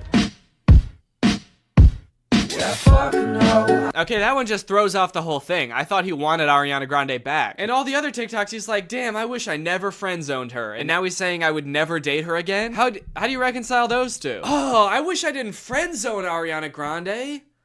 I wish I killed her. These are getting a little creepy, kind of like bringing her husband into it. There's one comment under this TikTok that says, you're using her name a little too much, I think. And he commented under it, I'm obsessed with her. I'm not using her name too much. I'm obsessed with her. I think I'm using it an appropriate amount. How am I supposed to stop using her name if I can't stop thinking about her? How does that make any sense? Again, I get that this is all a bit, you know, it's all jokes and satire, but I do feel like he may be taking the bit a little bit too far and committing a little bit too hard to the bit now. He's gonna get arrested and be like, that video that I posted of me over Ariana Grande and her husband sleeping was a joke. I was making fun of someone who would do that. The knife in my hand was a goof. You wanna know the craziest thing about this? Is all this dude does is pretend to be other people and pretend to be related to other people. And he has 1.7 million followers on TikTok. You know John Legend? Like an actual famous person just started a TikTok. You know how many followers he has? He's got 1.6 million followers. He's got less followers than someone pretending to be related to somebody famous. Dustin Tyler has 4 times as many followers as the actual guy from Victorious. Matt Bennett has 400,000 followers, and a guy pretending to be him has 4 times more. It's like, how do you get more followers by making TikToks about being like related to somebody than you do by being that guy? He hasn't just pretended to date celebrities, he also has pretended to be Keanu Reeves' son. People, tomorrow morning, 10 a.m., Santa's coming to town. And a lot of them have this kind of theme where like people and like potential girlfriends only like him because he's Keanu Reeves' son. And I just think it's kind of funny that in this fictional world where he can make up anything, he picks such a sad reality for himself. He picks these worlds where like he turned away the love of his life, Ariana Grande, and now he's bitter and he despises her husband. And he picks this world where Keanu Reeves is his dad, but like he can't really be sure if anyone actually likes him for him because everyone's just so obsessed with Keanu Reeves. He's turning his life into a tragedy. He's made a tragedy of himself. Also, I think it's kind of funny that in this scenario, it seems like the she that this video is talking about would be Ariana Grande. You know how Ariana Grande is obsessed with Keanu Reeves and that's a thing about her? Screaming, crying. Also, I want to know where he's making these TikToks. He's always either like in a hallway or in a storage closet. I feel like I'm way more interested than his life than like whatever fantasy land he's coming up with. I feel like he's making these at work. Whatever job this guy works, I must be the most boring job in the world. I get daydreaming about like dating Ariana Grande or like having a famous parent, but then like daydreaming and fantasizing about like dating Selena Gomez, but it was trash. It's like you've gone through everything else there is to daydream about. And now all you have to daydream about is like, what if people only liked me because my dad was in the Matrix? Anyway, I don't know. What do you guys think? Is this creepy or normal? Is this creepy behavior or is this all in good fun? And it's just kind of like a silly guy being goofy and wacky. Let me know. Anyway, thank you so much to SeatGeek for sponsoring this video. Guys, live events are back and you're gonna be going back to them in style. You wanna know why? Because thanks to SeatGeek, you can save $20 using my code GREG on SeatGeek. If you don't know what SeatGeek is, it's basically an app for your butt. And what I mean by that is it helps get your butt in some dope-ass seat. SeatGeek is a ticketing app. It helps you get tickets in the easiest way possible. I've got the app on my phone. I've used it to get tickets to a variety of shows in the past, and I really like how it tells you whether or not you're getting a good deal on tickets. It basically color codes the seats and the tickets so you know whether you're getting a good deal or a bad deal. Green means good, red means stop. Whether it's concerts, baseball, basketball, football, etc., whatever you're into that has tickets, you can probably find it on SeatGeek. I personally am going to an Oliver Tree show in February, which I'm very excited about. Got the tickets on SeatGeek. It was super easy to do. And again, thanks to SeatGeek sponsoring this video using the promo code GREG, you can get $20 off tickets from SeatGeek. That's $20 off your first purchase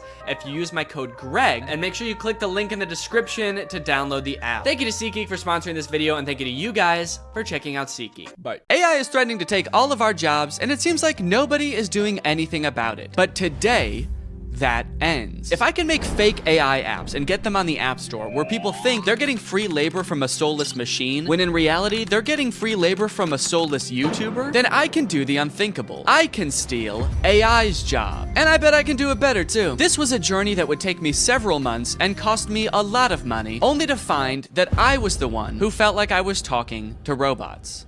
The two apps I want to create are both parodies of the most popular types of AI apps. You've got chat apps like ChatGPT. You ask it a question, it gives you an answer. Where did it come up with this answer? Is this answer true? None of your beeswax. In my version of this app, users will just be talking to me. My app will be superior because I know lots of fun and interesting stuff and cool stuff, and I'm also very fun to chat with. For the second app, we're gonna turn up the heat a little bit and do an image generation app like Midjourney or DALL-E. You give it a prompt and it's been trained off of thousands of images from thousands of unconsenting artists to give you a photorealistic image. In my version of this app, users will type out a prompt and then I will draw it?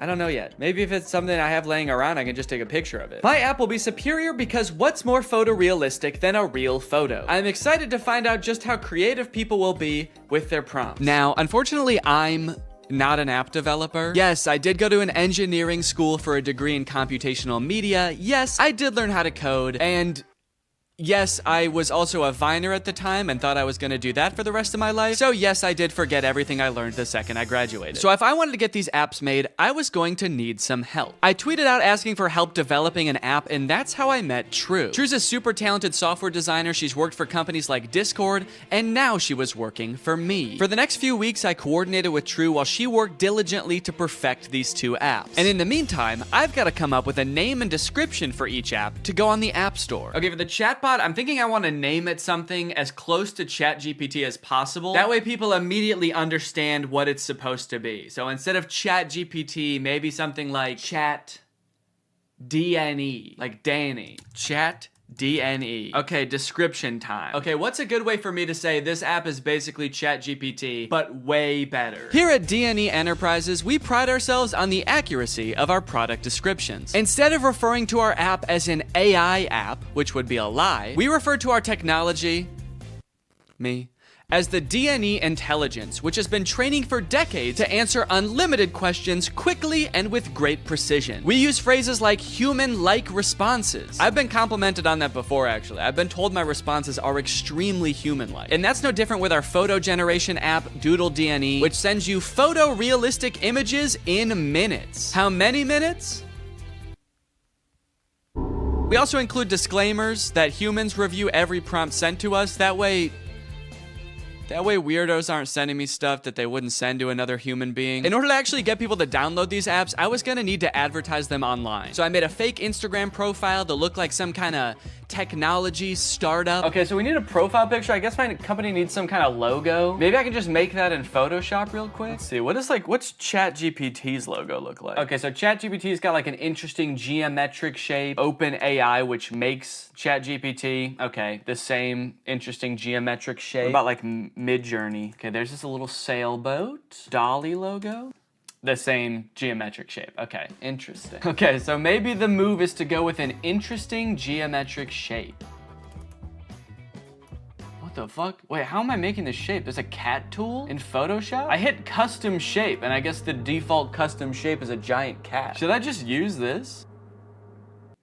Let's go. Dude, that actually, okay, that looks sick. Now I've created a series of screenshots from the chat app that I'm gonna post on here, and then I'm gonna promote them to try to reach as many people as possible. Help me ask my crush out, to which ChatDNE responds, for sure. Maybe try something like this. I'd love to take you out to dinner sometime this weekend. I have connections at Nobu and can get us in. My treat. I can also help you get in touch with management at Nobu if you want, let me know. Can you get me in touch with the Jonas Brothers? Sure. After doing some digging, I found their manager's email address. What would you like to ask them? And then this one where a user is asking ChatDNE to design a website for them and giving it feedback on the website. All in all, I want ChatDNE to come across as like such a state-of-the-art intelligence that can do stuff no other apps can do. Almost comically intelligent. The apps are done. The apps are done, dude. True has just finished coding the apps. They work like a charm, and it only took not too long. Now that ChatDNE was on the App Store and the ads were running, it was only a matter of time before my first user downloaded the app. Dude, somebody just downloaded the app. I was just sitting around on my computer. I wasn't expecting it to happen so quick. I had to set up to film real quick so I can answer them. All right, I'm ready. It's time to go robo mode.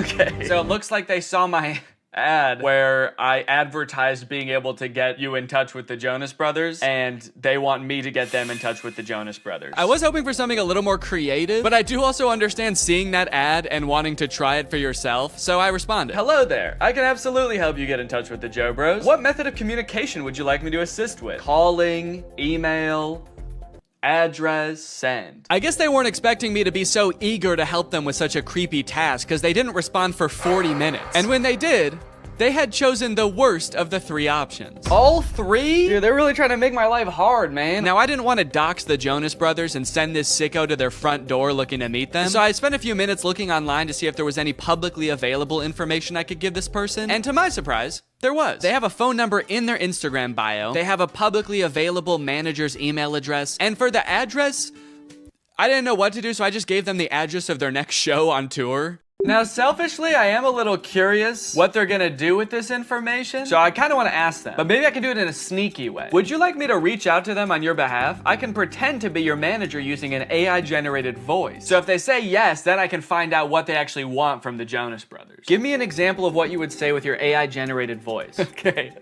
All right, I said, sure. I'd say something like, hi there, this is Jamie Skateboard. I'm a talent manager over at WME. I have a high-profile client looking to work with your darling boys on a feature for their upcoming album. We're projecting about 100 million oh shit, I meant streams. Okay, whoops, robots are not supposed to make typos. We're projecting about 100 million streams the first week, and I think it would be a great opportunity, let me know. To clarify, their manager, Kevin Jonas Sr., is also their dad, so that's why I called them his darling boys. Want me to make the call? Send me a voice audio so I can hear you say it. This one stumped me for a little bit. It seemed like I was at a dead end. The app does not have audio capabilities, and I don't know how to make an AI voice like that. But then I realized I could just record myself doing a silly voice and then upload it to Google Drive and send them the link. So that's what I did. Hello there. This is Jamie Skateboard. I'm a talent manager over at WME. So I think it would be a great opportunity. Let me know. Dude, I can't believe that voice came out of my body. Sure, you can listen to the recording here. And then I sent the Google Drive link. Oh, what the hell? Make it sound more seductive. This is Jamie Skateboard. I'm a talent manager over at WME. Perfect. They did not respond after this, but that's okay because we just got another user. His name is Davis, and he asked, can you get me in touch with Lady Gaga? Is that all people want to see from this app? Okay, this time I'm gonna say, of course, I will call her right now using my AI-generated voice. What do you want me to say? I'm putting this person on the spot right away. I'm calling her. What do you want me to say? None of this beating around the bush. Okay, he says he wants to tell her this is your biggest fan. That's it? Maybe I should encourage them to say something more interesting that'll get Lady Gaga's attention. Okay, I'll say that. But just so you know, celebrities hear that kind of thing all the time, so she might not be very interested in that. Maybe we should think of something a little more interesting. Now's where I gotta really put the pressure on. I found her number in a secure online database. I am dialing right now. Let me know what I should say to her. Alright, come on, dude. You better come up with something more interesting fast. Lady Gaga's gonna pick up, and when she does, we've gotta have something good, or she's gonna be pissed. Minutes went by, and still no response from Davis. Come on, man. Respond. It's ringing. I'm worried he's not gonna make it in time. I wanted to kind of hurry him up and give him a little hustle, put a little pep in his step, and he's nowhere to be found. Come on, dude, think. Oh my god, I think she answered. Yes, she did. It's her. I'm on the phone with Gaga. Her voice is even more beautiful in real life. Quick, what do I say? This is fake. Davis. I mean, he is right. This is fake. Davis, I have Gaga herself on the phone right now. I'm stalling her while you come up with something to say. What do you want me to say? I'll send you a recording of the call when this is all over. Just tell me what to say. I gotta stop volunteering to send voice messages. That takes way too long. But even the promise of a voice message from his idol couldn't get Davis to respond in a timely fashion. Well, gang, I think it's safe to say Davis has missed his chance to speak with Gaga. She hung up, bud. I did tell her I was her biggest fan while I was waiting for you to come up with something, and she actually seemed more interested than I thought she would, so I'm sorry for doubting it. Hey, I got a hate comment. Someone commented on my web design ad, stealing jobs. Stealing jobs? This is my job. Now, should I just delete the comment or should I respond? Okay, what if I just say, hey, don't tell people that. It's a secret. That's right, you can't argue with that. The old... Stop, don't tell them. Okay, someone commented on one of my Instagram posts and said, will it stop saying, but we recommend you speak with a doctor before? Because I've asked the AI to stop with the disclaimers, but they don't. It does kind of sound like this person actually needs to see a doctor. Okay, I'm gonna say this app contains no disclaimers. Let loose and have fun. But also, if you need to go to the doctor, you definitely should. Oh, okay, we have a new type of interaction alert. Can you write essays that stay undetectable to AI detectors? I did not know there were AI detectors. Absolutely. I was designed to be like no other AI on the market in this regard. True. I was designed by my parents to be a human. Want to give it a shot? I asked, hoping to do something else besides connect people to their celebrity crushes. Okay, write me a quick essay on the history of Honda Civics and I'll put it in a detector and we'll see what happens. This is about when I remembered that I hate writing essays. How the heck am I gonna do this? I don't know why I would make a fake app where there was a big possibility that I would have to write an essay. So I started reading an article about the Honda Civic on Wikipedia and just like paraphrasing it. And I got like half of a paragraph in and then decided, you know what?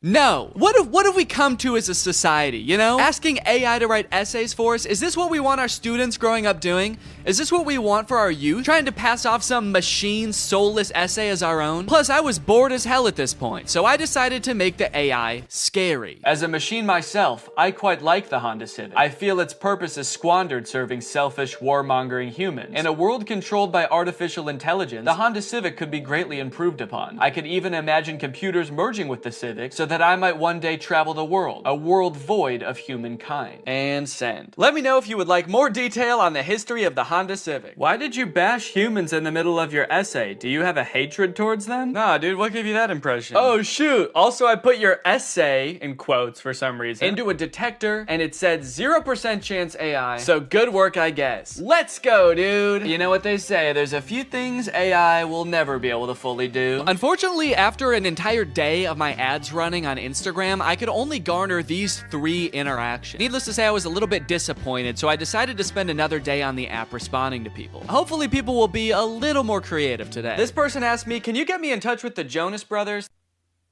OpenAI, the creators of ChatGPT, if you're watching this, do not ever implement a feature to contact the Jonas Brothers. They will never know peace again. I also met an evil, insane person. Their name in the app is Killer Keem Keem. They wanted me to make them a website for a sports drink. They wanted it to look modern and use vibrant colors. So I sent them a link to a picture of a bunch of Gatorade bottles and said, here you go. What do you think? They did not like that. They started calling me mean names. They accused me of stealing the website, to which I responded, whoa, whoa, whoa. At least I'm not stealing jobs from real website designers. And that's when they got racist. They said, motherfucker, tell me some racist shit. Some dark racist jokes, you little shit. I was feeling pretty hopeless for the future after interacting with people on Chat DNA. But hey, I had a whole nother app to use, and maybe Doodle DNA would change my mind. To market Doodle DNA, I wanted to get a little more creative, to hopefully pull in a new crowd, more indifferent to the Jonas Brothers. So I took a couple pictures, I photoshopped them to show what the app was capable of, but I also wanted to make a video to show off Doodle DNA's full potential. That's when I remembered Cameo Business. It's basically like Cameo, where you can get any celebrity or former Bachelor contestant to wish your friend a happy birthday, but for business. You can get any celebrity or former Bachelor contestant to wish your friend a happy McDonald's. Look at this, you got Kevin O'Leary from Shark Tank. You got Kate Flannery from The Office. Notoriously trusted source Kenny G. These would all be perfect options if they were not like $3,000, $6,000, $25,000 per video. John Roberts is $7? I mean, I don't know who that is, but it's still surprising. My name's John Roberts. I'm not really anyone. I've signed up to this app as a complete joke, however... Wait, this is just some guy. This isn't a celebrity. I know a celebrity probably would have been better, but a deal's a deal, and he did a great job. You've probably heard about AI-generated art. However, you have never seen anything quite like this. These were all generated by Doodle DNA. Okay, dude, we've got our first request. Just one user into Doodle DNA, and I could already tell the prompts were gonna be better. Emerald tablet of Thoth display. And then they responded again because I didn't respond yet, and they said, Emerald tablet of Thoth. What is Thoth? Oh, Thoth. So, okay, Thoth is some kind of Egyptian god? Oh, there we go, Thoth. Yeah, the Egyptian god Thoth. My first method of choice was to draw the prompts as they came in. I figured I could crank them out pretty quickly this way. Real AIs like these are a hot button issue right now, especially image generation ones. I've seen a lot of debate on whether these types of things are ethical. These AI models are basically made by companies who use other people's artwork without their consent to train their own AI to output images in that same style. I'm not an artist or a graphic designer, so I can't 100% empathize with how that would feel to have that happen to me, but I do think a lot of people are giving this technology a pass just because it's a robot and not a real person. If this was a person, we would all think that person was weird as hell. Picture your favorite musical artist. If a new artist came up on the scene and was like, I've been training for decades, listening to this one artist's songs, training my voice to be exactly like theirs, making instrumentals exactly like theirs, and writing exactly like them, and now I only release songs in their style. We would all be pretty put off by that, right? So why is it any different when some company is training some robot to do that? We'll put his name right at the top. Oh! Oh shit. You know what they say? AI is pretty bad at text. That's the thing I've seen in like AI image generators. It can be pretty bad at text, so it honestly makes sense that it would say Thuth. Here you go. One emerald tablet of... And I'm gonna... Oh wait, I said tooth. I didn't even say. Thank you for using Doodle DNA. How did I do? I'm really curious to see what his opinion's gonna be on this. Unfortunately, they never responded with their opinion, so I can only assume they loved it so much that they died. The next prompt was a skeleton dachshund, which I crushed. Why does this skeleton dog have ear bones? Dogs don't really have bones in their ears, do they? Then a bear swimming underwater and a monkey. I don't know if these were supposed to be separate prompts, but I decided to combine them to save time. A bear. Okay, this is not looking like a bear at all, dude. Holy cow, this looks nothing like a bear. Oh no! Oh no! It also looks like it's drowning. Why does its body... Oh no. The bear died. This is the kind of bear that can't swim. And we will also make the monkey dead.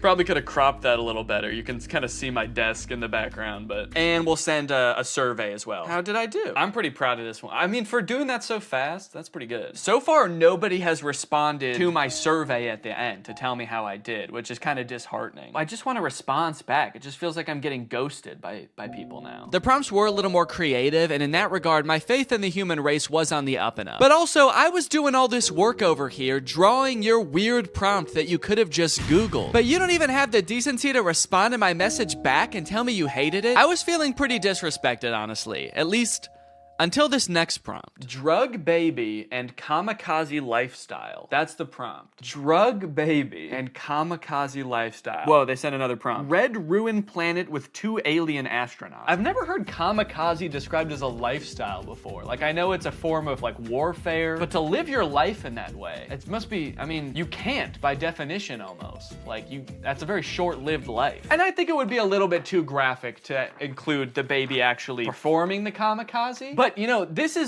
baby lives a kamikaze lifestyle. They might not be about to do kamikaze right now, but they just kind of live a lifestyle of someone who would, so. This time, I decided to take a picture of my hand holding up the drawing. That way, maybe my client could tell there's an actual person drawing these pictures. There's an actual person waiting for a response. Yo, they responded! Finally, somebody responds to me. They sent a bunch of laughing emojis and fire emojis and then called me Picasso. It worked. My strategy worked. Holding it up like a child proud of their artwork. Like a kamikaze drug baby proud of their artwork. So for the next few prompts, I decided to go even more above and beyond to try to impress my clients, hoping to get a response back. This time, I wasn't just gonna sit around and draw a picture. I'm a real human being. I have access to the real world. So whatever comes through the app next, I am going to go out and find it in the real world and take a picture of it. Crimson Castle on an Ivory Mountain.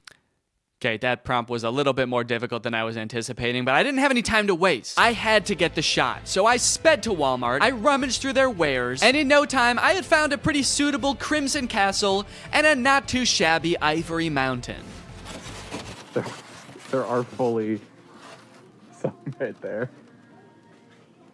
Oh yeah, dude. Here you go. One Crimson Castle on an Ivory Mountain. I gave him the old how did I do? And then I also said, sorry it took so long, I had to go to Walmart. Okay, somebody just asked for trees. Why even ask for an AI to generate that? Forget Google, just go outside and take a picture of that yourself. You live near a tree. I don't care who you are or where you're watching this, you live by a tree. I said, you just want like a picture of trees? Can't you just go outside and get one? Okay, they responded with a laughing emoji. Your favorite tree. Okay, I got you. Let me go find it. You know, I'd like to get to know this person a little better. I'll say, how are you doing today? I feel like we have kind of a personal connection, me and this person. Maybe I'll take a picture of me in front of the tree so they can see like me enjoying the tree.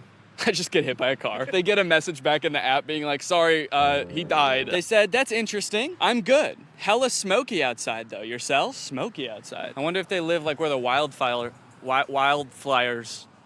Oh, dang, they said, yes, it's all smoky and can't see the beautiful trees with the horrid layer of pale smoke. It would be nice to see something fresh and clean. Damn, I kind of feel bad now. Now this is restoring my faith in humanity, dude. This person just wants to see a picture of a tree because it's too smoky outside and they can't see any trees. Is that good? Yeah. Okay. I threw a couple filters on myself so as to disguise my identity and send it back to this mystery tree lover. I said, oh, dang, I'm sorry to hear about that. I hope this picture helps.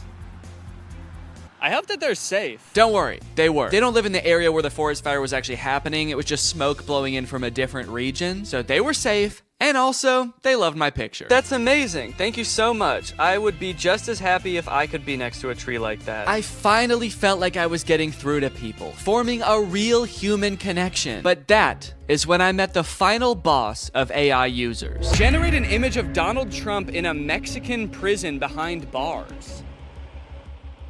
Bars! This is gonna be so easy.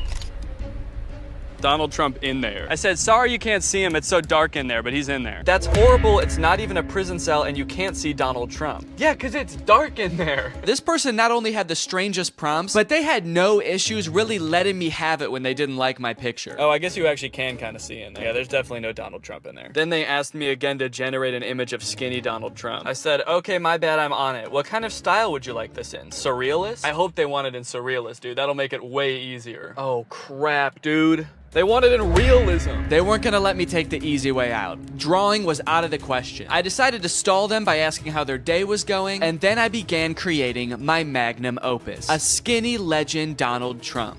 It was beautiful. Oh yeah, dude. That is skinny legend Donald Trump right there. Holy cow. Well, they haven't responded with how their day's going yet. I kind of don't want to send them the picture. If you're not even gonna have the courtesy to respond to me, maybe I'll say that. I said, okay, I'm done with the pic, but I kind of don't want to send it to you now because you won't even answer a simple courtesy question. So let's see what they have to say about that. Please answer in the style of realism. I waited for a response, but after 30 minutes, Donald Trump guy was nowhere to be found. I guess the prospect of having to be nice to me one time was just too much for him. Oh, dude, they responded. They said, my day is going well. May I please have my picture now? And they loved it. Faith in humanity restored. They even sent me another prompt. May I please have an image of an extremely obese Donald Trump eating KFC fried chicken? Yeah, I'm not doing that. Oh, I also forgot about this weird prompt. Can you film a video about today's sponsor? This video has been sponsored by HelloFresh. Guys, kickstart your fall with great meals from HelloFresh. They handle all the meal planning and shopping and deliver all the ingredients right to your door, so the only thing you have to do is cook. They do all the hard stuff,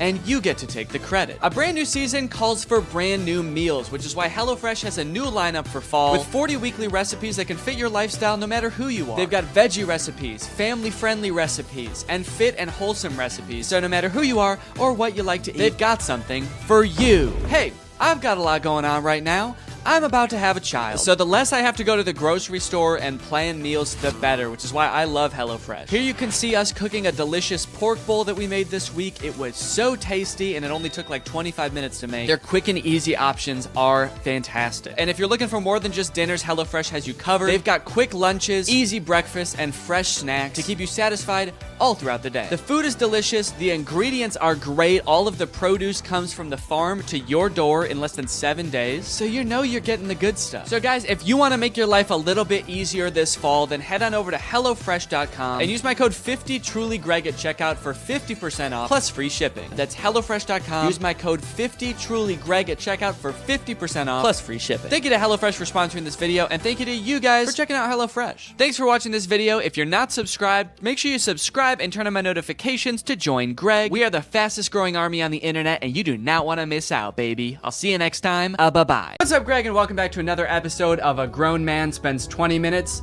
Making Fun of a Movie for Kids. You may have noticed something a little bit different. There's a microphone in the frame. I got a new stand for my microphone, and apparently the only way I can get it like close enough to me is by having it slightly in frame. So I hope this isn't super distracting. This would be kind of a crazy way for like one of those faceless YouTubers to film videos. What's up, guys? So today we're going to be talking about Zapped. And after watching this movie, I'm starting to think that the writers of Disney Channel original movies are not capable of writing a movie that's not about a teenager trying to control the opposite sex and mold them and craft them to their liking. You got Pixel Perfect, a movie about creating like the perfect girl pop star, How to Build a Better Boy, pretty self-explanatory in the title on that one. And then you got this movie Zapped, which is about Zendaya discovering that her dog training app can actually train boys to obey it can train boys to obey her every command. It's not actually Zendaya. She's not playing herself. It's Zendaya's playing a character named Zoe. I think that's probably pretty clear, but I just wanted to clear that up. This movie is full of dark magic. I'm convinced of it. There's something deeply sinister going on in this movie. I don't know what it is, but I'm gonna figure it out. Let's go ahead and watch it. The movie starts out with Zendaya's character Zoe giving a maid of honor speech at her mom's wedding. She's marrying this new guy, so her family is about to be merged with his family. So it's Zendaya and her mom, and then this man and his 3 sons. So it's like a family of women mixing with a family of men, which makes a lot of sense because as we know, women give birth to girls and men give birth to boys. First off, I just want to say how happy I am that my mom has finally found love again. She is the most giving person I know. Her speech starts off sweet, but then she immediately just starts like kind of complaining about having to live with 4 new guys because they're stinky. 4 guys and their mysterious odors that they always blame on the dog. Yeah, she sort of takes the opportunity to complain and just make her mom, I guess, like feel bad for marrying a guy. It's the happiest day of her mother's life. And also this guy, her new stepdad, is the happiest day of his life. And her speech is like, I hate my new family, my new stinky family. And this wedding will certainly ruin my life. To make matters even worse, towards the end of her speech, the boys lose control of their pet dog, who is at their wedding for some reason. They lose control of the dog, and the dog goes crazy and knocks like a chocolate fondue fountain all over Zendaya.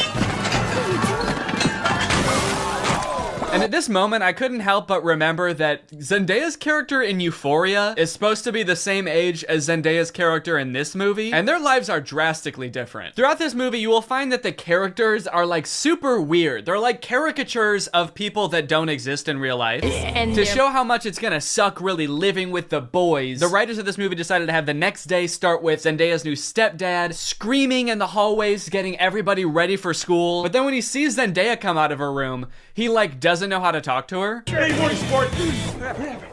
I mean, hi, girl. Hi, girl. It's like, dude, you're 50. Have you never talked to a girl before? The movie then establishes why each one of the new guys that she lives with is like gross in some way. One of her little brothers is really messy. The other one's always like cooking gross stuff. Which is like a weird character trait. I get the messy younger brother, but like the gross cooking younger brother, is that a thing? Is that something I'm supposed to be able to relate to? And then the oldest of the brothers is like always frantically running around. He's like always late for something. He's really scatterbrained. My pants. Where are my pants?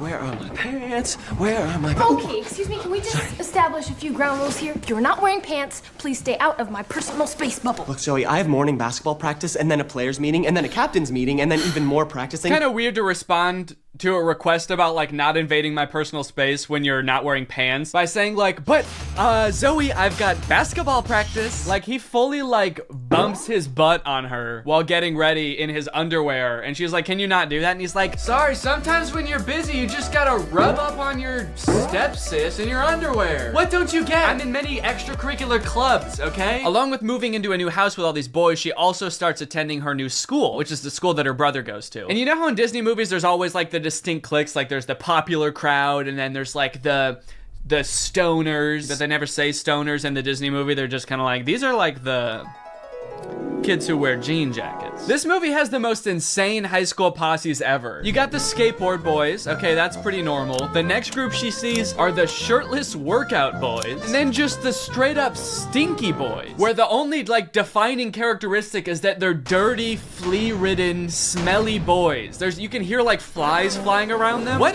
clique is this supposed to be in high school? And then there's the popular group, one of whom is also pretty stinky himself, actually. The Tripster? The Tripathon?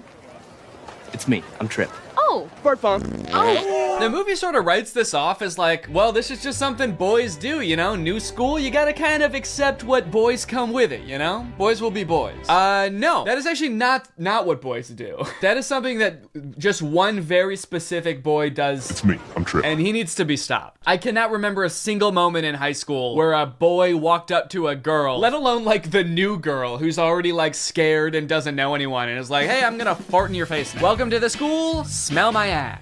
But it's not all bad though. She does make a friend on her very first day. And in typical Disney Channel movie fashion, she is wearing a fedora. Every Disney Channel movie has to have a token fedora blazer wearing character. But the boys here are cute, aren't they? All of them. I think we have the highest percentage of cute boys in the entire greater Westlake area. Unlike Zoe though, she actually kind of likes the boys at the school. She's like, sure, they may have their flaws, but They're pretty cute. Wow, you seem a little... Oh, boy crazy? Yeah, that's the official diagnosis. Hold up. This girl has a picture of a boy that goes to her school in her locker. Is that a thing? I remember in like middle school, girls would have pictures of like celebrity boys in their locker. Imagine seeing a picture of you in somebody else's locker. I'd feel like I was being hunted. It's weird to have his picture in your locker. It's even weirder in the movie when we find out that she also actually has pictures of him printed out on her pillows in her bed.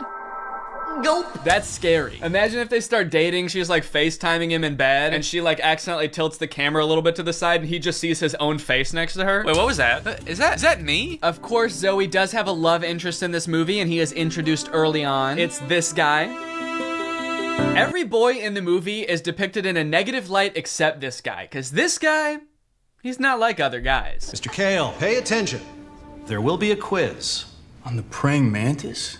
Sphodromantis viridis, carnivorous member of the phylum Arthropoda, class Insecta. Wow, he really is different than all the other guys. He knows about praying mantises. Most guys around this school don't know shit about bugs. Yeah, the movie really seems to depict this guy as like the way that guys should be. Guys shouldn't be stinky and messy, okay? Guys should wear beanie and sunglasses and know shit about bugs and be 35. I know I talk about this in like every Disney Channel original movie video that I make, but this guy literally looks like he's 30. Maybe he was held back for being too cool or not not being stinky enough. That seems to be a requirement at the school. He went on stage to accept his diploma, and they shook his hand and they were like, wait a minute, why isn't your hand sticky? Actually, there's no flies flying around you. Get out of here, dude. Back to freshman year. No wonder you do the silent lone wolf sunglass rebel thing.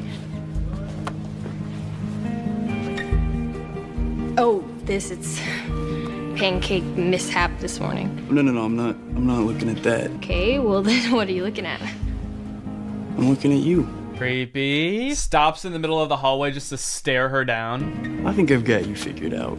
Oh, really? Mm-hmm. Yeah, I don't know, man. This just comes off as creepy to me. I guess this is supposed to be romantic, but it's not really romantic to me. Just scary. I can see inside you. Another one of the plot lines in this movie is that Zoe wants to join the dance team, but the girl who runs the dance team is like the popular mean girl. She doesn't want Zoe on the dance team because she's too good at dancing and it's gonna make her look bad or something. Anyway, by now you're probably wondering, when the frick does this app thing happen, right? When the frick does Zoe discover that the dog training app works on boys? Well, at first, it doesn't. Zoe's just trying to train the family dog because it's all just like the rest of the boys in the house. It's stinky. Gross. And it like destroys her room and shit. Breaks this thing that her dad gave to her. She downloads this app called Listen and Obey, which is kind of an ominous sounding app. Sit.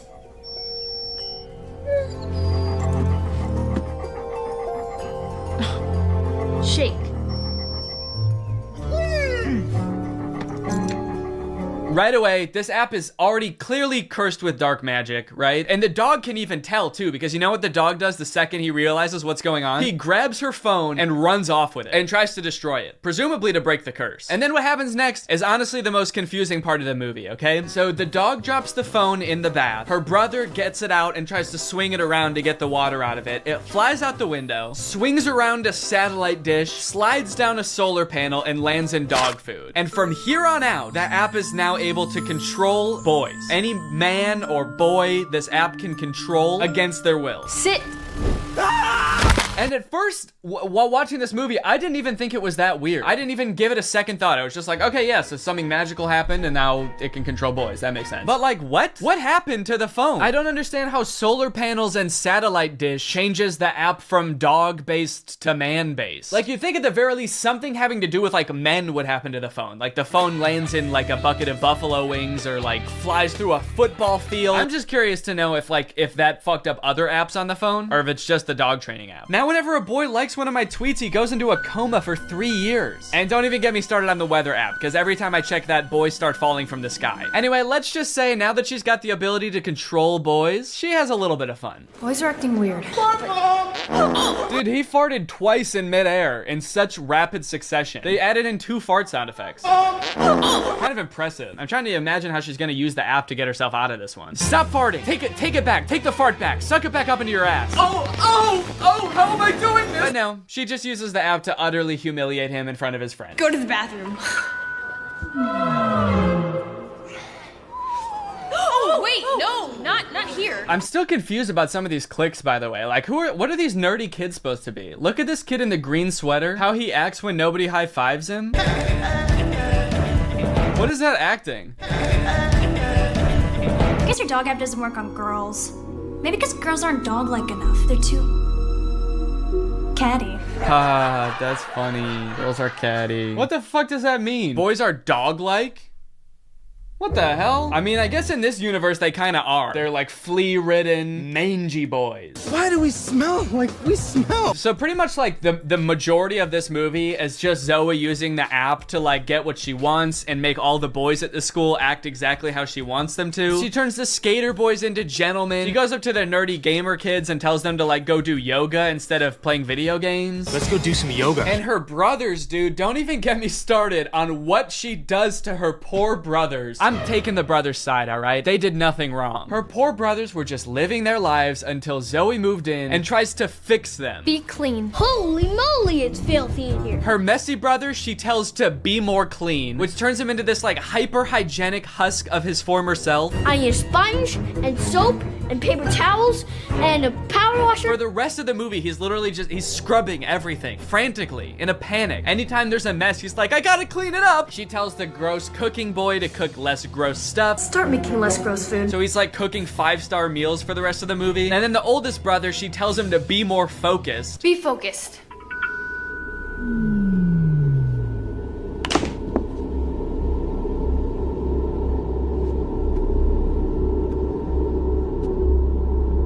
Lampshade. The boy is just like focused on inanimate objects for the rest of the movie. He's just like staring at a lamp or at the basketball net. She turns her own family into like mindless zombies and she's like, this is better. This is nice. It's creepy, dude. It's eerie, this movie. In all honesty, dude, this show walked so that WandaVision could run. This is basically WandaVision. In fact, since they're both owned by Disney, I wouldn't be surprised if this was in the same universe. This is like a prequel to WandaVision. This is where she gets the idea. It's kind of funny how low the stakes are considering the power that she holds. She could like take over Wall Street. She could get rich. She could make anybody do what she wants. Any man. She could fix every war. Create world peace. In fact, I think her friend says that at one point in the movie. She's like, we could end every war with this. And Zoe's just like, yeah, we could, but I simply will not. I think it's more important that my brother stares at a lamp for the rest of his life. That's kind of the shit I'm on. Things aren't nearly as terrible as they were.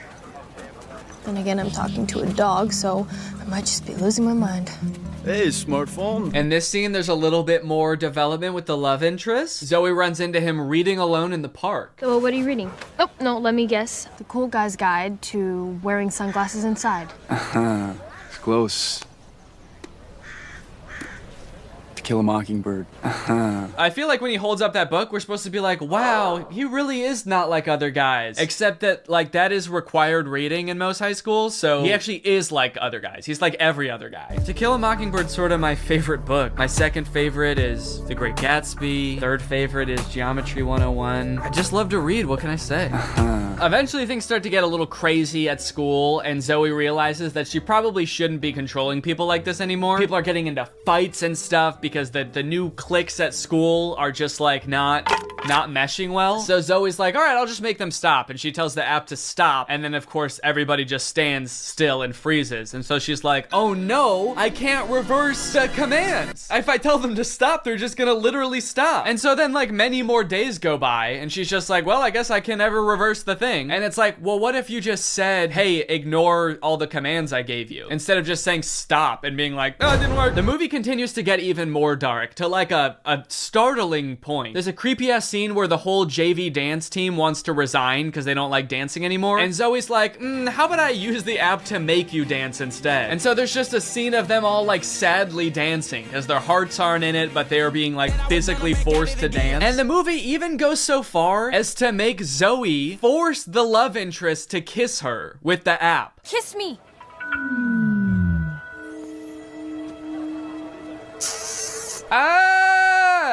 She just forced a guy to kiss her. Disney, what are we doing here, dude? What's going on? We need to have a talk with the writers of these movies. Anyway, Zoe feels bad after this, and she gets all stressed because there is a college scout coming to the basketball game. But Zoe's brother obviously isn't playing very well because the only thing he can do is like stare at an object for hours at a time. Welcome to a new season of Husky Basketball.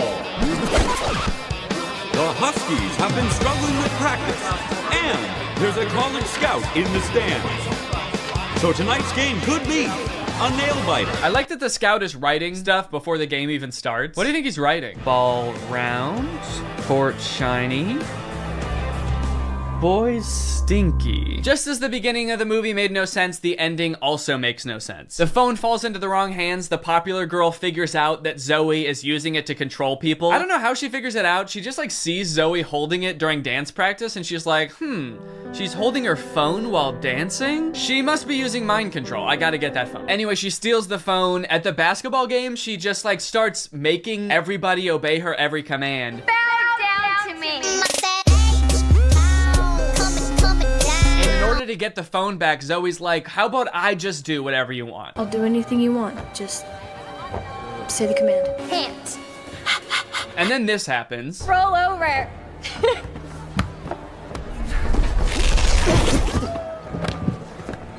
How did you? I'm your brother.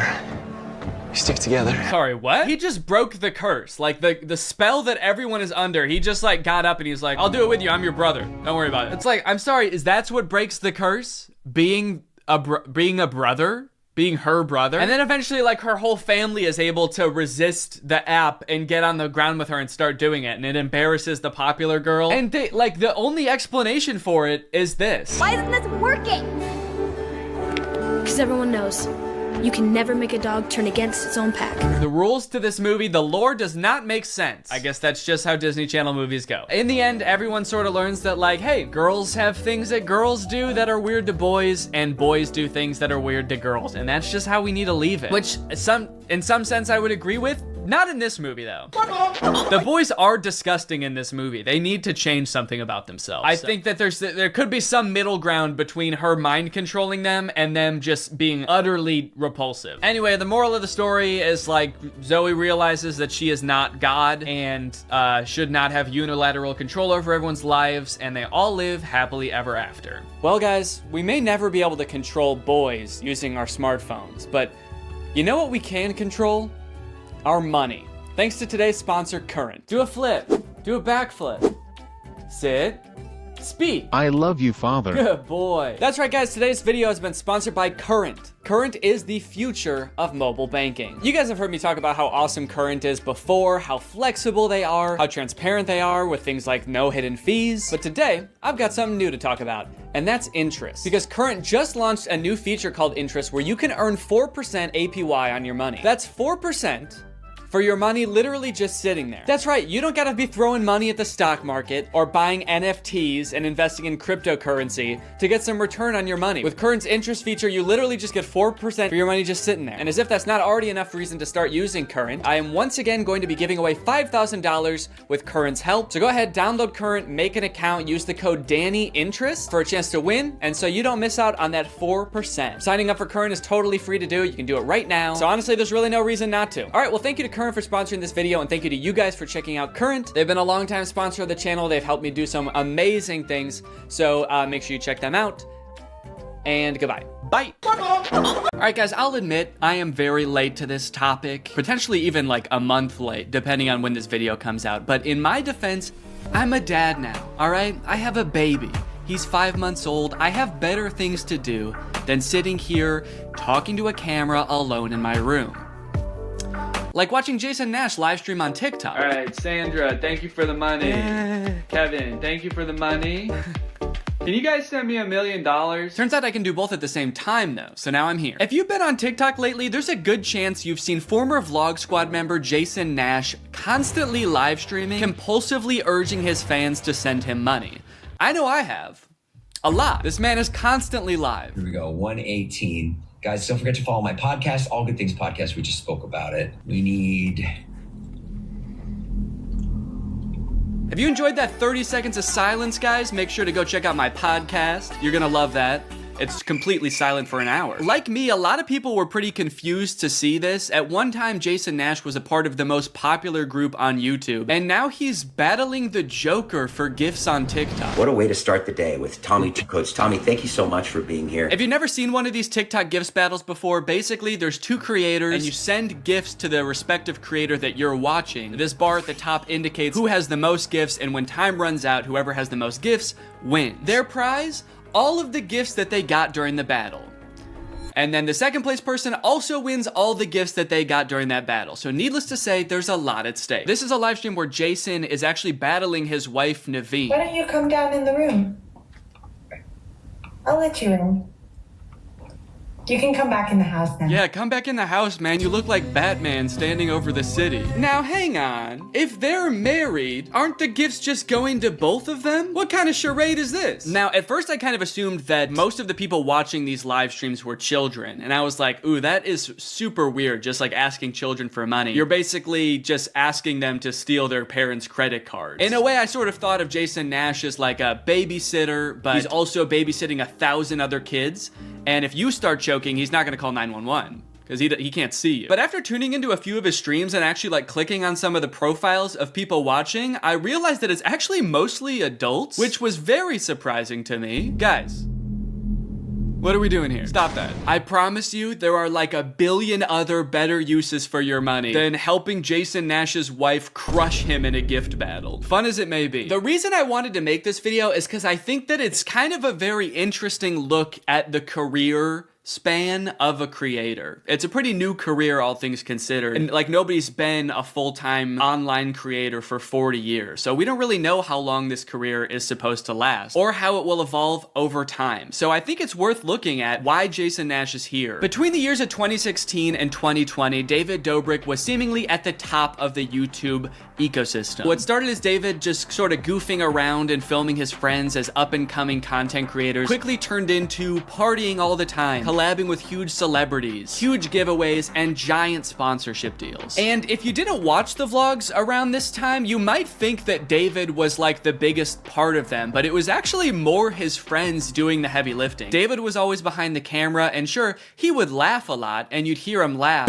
but I really feel like the reason people tuned in was sort of to live vicariously through David and experience the goofiness that was all of his friends. So while all of the vlogs were on David's channel and David was inevitably the most popular member of the vlog squad, I really feel like he owes most of his success to his friend group. But it was a fun time. I watched a lot of the vlogs back in the day and I really enjoyed them. It felt like you were a part of this friend group. And in a lot of ways, you were like the members of the vlog squad, because like the members of the vlog squad, you also were not getting paid for your appearances in the videos, which is something that I always found kind of weird. David's friends never got any sort of payment. Their only payment was in exposure. And so what kind of ended up happening was, because everybody else around David wanted to launch their careers off of David's vlogs, they all started vlogging too. But because they would always be hanging out together, all of their vlogs seemed to be just like the same situation from a bunch of different angles, and everybody was holding vlog cameras. It got pretty out of hand for a while there. Eventually though, during the pandemic, a bunch of stuff happened that caused David to take a step back from vlogging. Mainly a bunch of scary accusations about one of his best friends, Dom, and also him almost killing one of his other best friends, Jeff Wittick, by slamming him into the side of an excavator. After losing a bunch of followers and probably more importantly a bunch of sponsors, David posted an apology saying he was gonna do better. He said he was gonna take steps to make sure his vlogs were a safer environment for the people in them. And I want to be able to have a place of checks and balances. I want to have HR. If he had to choose between quitting vlogging or doing it safer with an HR team,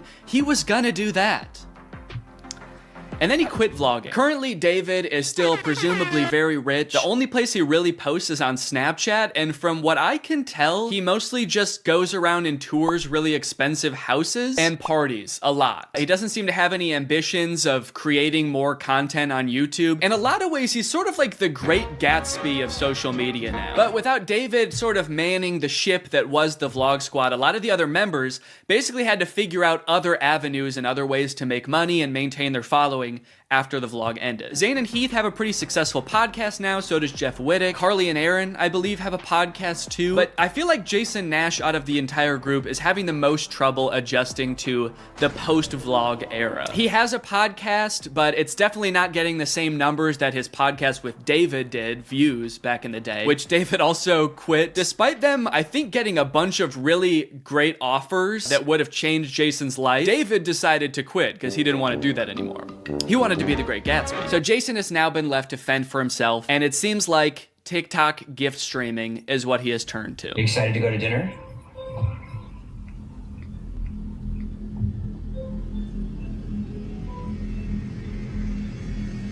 Man, this is content, baby. This is crazy. I didn't know all you had to do is just sit there and stare at your camera and people will just send you money. Why did I write this whole video? So a lot of the response has obviously been kind of cringing at this feeling that what he's doing now is very shady. And I mean, he's not really harming anybody, I guess. It does seem like it's mostly adults sending him money. Obviously, there's always going to be kids online stealing their parents' credit cards, so that's not great. I do get kind of a shady vibe from it just because there literally is no content for you to consume except to send him money. Like, the whole point of this stream is to see how much money Jason can make without having to do anything. That's like the point of the stream. Melody, thank you.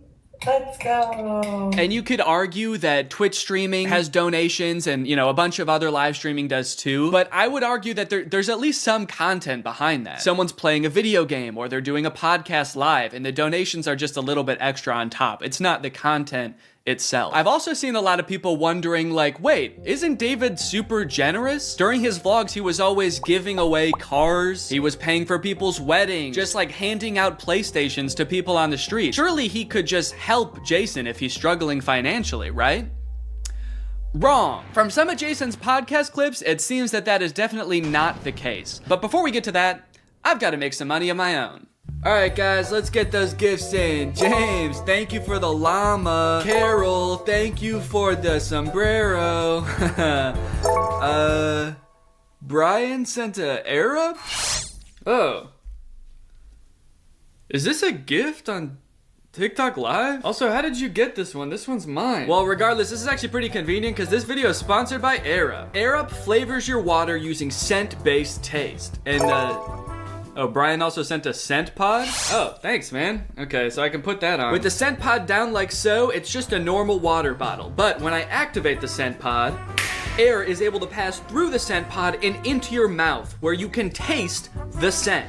Send me money. I like to bust out my air up while I'm getting work done. It gives my water a little bit more which is what I need when I'm trying to focus. This one right here is lime, and it is excellent. Someone said, come to Brazil. I'm busy. Air up is a unique hydrating experience. You can't get this anywhere else, buddy. No chemicals, no sweeteners added to the water, just plain old water into my plain old mouth. The scent pods come in a variety of flavors. I really like the lime and the peach. My editor, Jake, is really fond of cherry. So no matter what kind of flavors you like, there's bound to be a couple for you. You want to spice up your hydration experience, click the link in the description, get yourself an Air Up, get yourself some scent pods, put your mouth on the nozzle, and suck away. You look really tired today. That is mean. Thank you to Air Up for sponsoring this video, and thank you to you guys for checking out Air Up.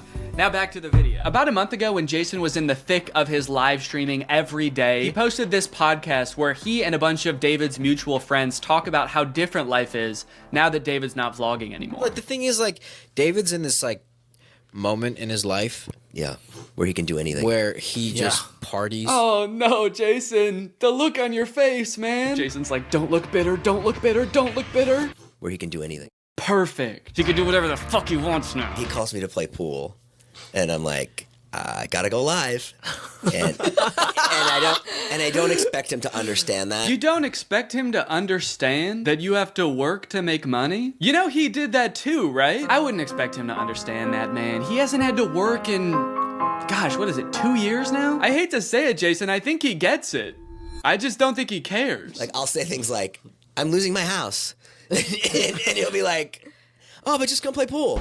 I just don't think he cares. Dude, Jason, haven't you learned anything from being friends with a popular YouTuber? You just told him you might lose your house and he invites you over. You think he really wants to play pool, dude? He's probably gonna Mr. Beast you. He's probably inviting you over so he can like surprise you with a new house. He might make you do Squid Games for it, but you have a chance to win a new house. Maybe he'll give you a new car, or, you know, surprise you with his new car like he did that one time. My surprise to you is that I'm buying myself a car. I know, right? That was cool. I will say it is interesting that David seemingly stopped doing the extravagant giveaways once he stopped doing the vlog. I wonder what the correlation there is. That's kind of weird. There was a great TikTok that he sent, which was like some guy. It's just the guy that has like a lot of money and can do anything all day. He's like, "Oh, Diplo's having a party tonight," and like and it's literally like things that David has said. David sent Jason a TikTok of a rich, out of touch guy being like, "Oh my god, dude, this is so me." Dude, look at this TikTok. This is so me. That moment when you're rich and you're partying with Diplo and you're talking about how much you hate Jason Nash and how poor Jason Nash is. Guys, comment below if you found this relatable. But if you think about it, though, from 18 to like what, 23, 24. Oh, he was hitting it He never drank. I don't think he ever drank. Even when we would visit him, we'd be up till like midnight just like watching the edits, just like. Wow, he worked hard for 5 years? Let the man party, dude. Please do not burden David's poor gentle soul with your financial woes. Just let the man play pool and play with him, for God's sake. I mean, look, I don't doubt that he worked hard. The dude posted 3 vlogs a week. I'm sure it was a lot of hard work, but you know who also worked hard? Everybody in his vlogs. I mean, that dude just said it himself. They all stayed up with him until midnight watching the edits to make sure they were good. This was a group endeavor. And I know what people say. They say like, well, David gave them the opportunities, you know? He didn't have to make them famous. Yeah, he kind of did. That was like the whole point of his vlogs, was his friends. David wasn't just making them famous because he was a good, generous guy. He was doing it because that's what was working. They made him famous as much as he made them famous. Now it's like the complete opposite. Everyone's like working, and here's him just like, "Hey, what are you doing tonight?" And it's like a Tuesday night. Everyone's working.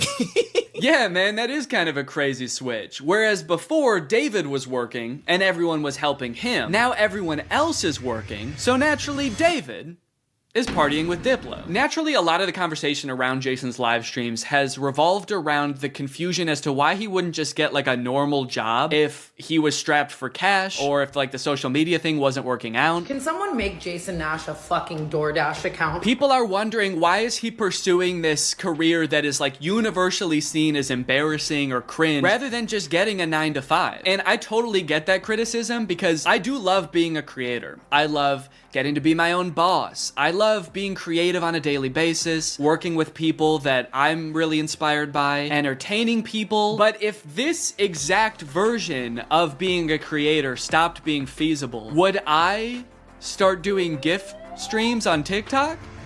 Hell no. And not even necessarily because it's like embarrassing or cringe. It's just that like what I enjoy about being a creator, that does not accomplish. There's no being creative. There's no entertaining people. At a certain point, you like strip out all of the fun parts of the career and you just have only the most superficial parts of it left. Just money and fame. So no, if like this YouTube channel didn't work out anymore, there's a billion other things I would rather do that would be more enticing to me than like gift streaming on Twitch. But maybe Jason likes it.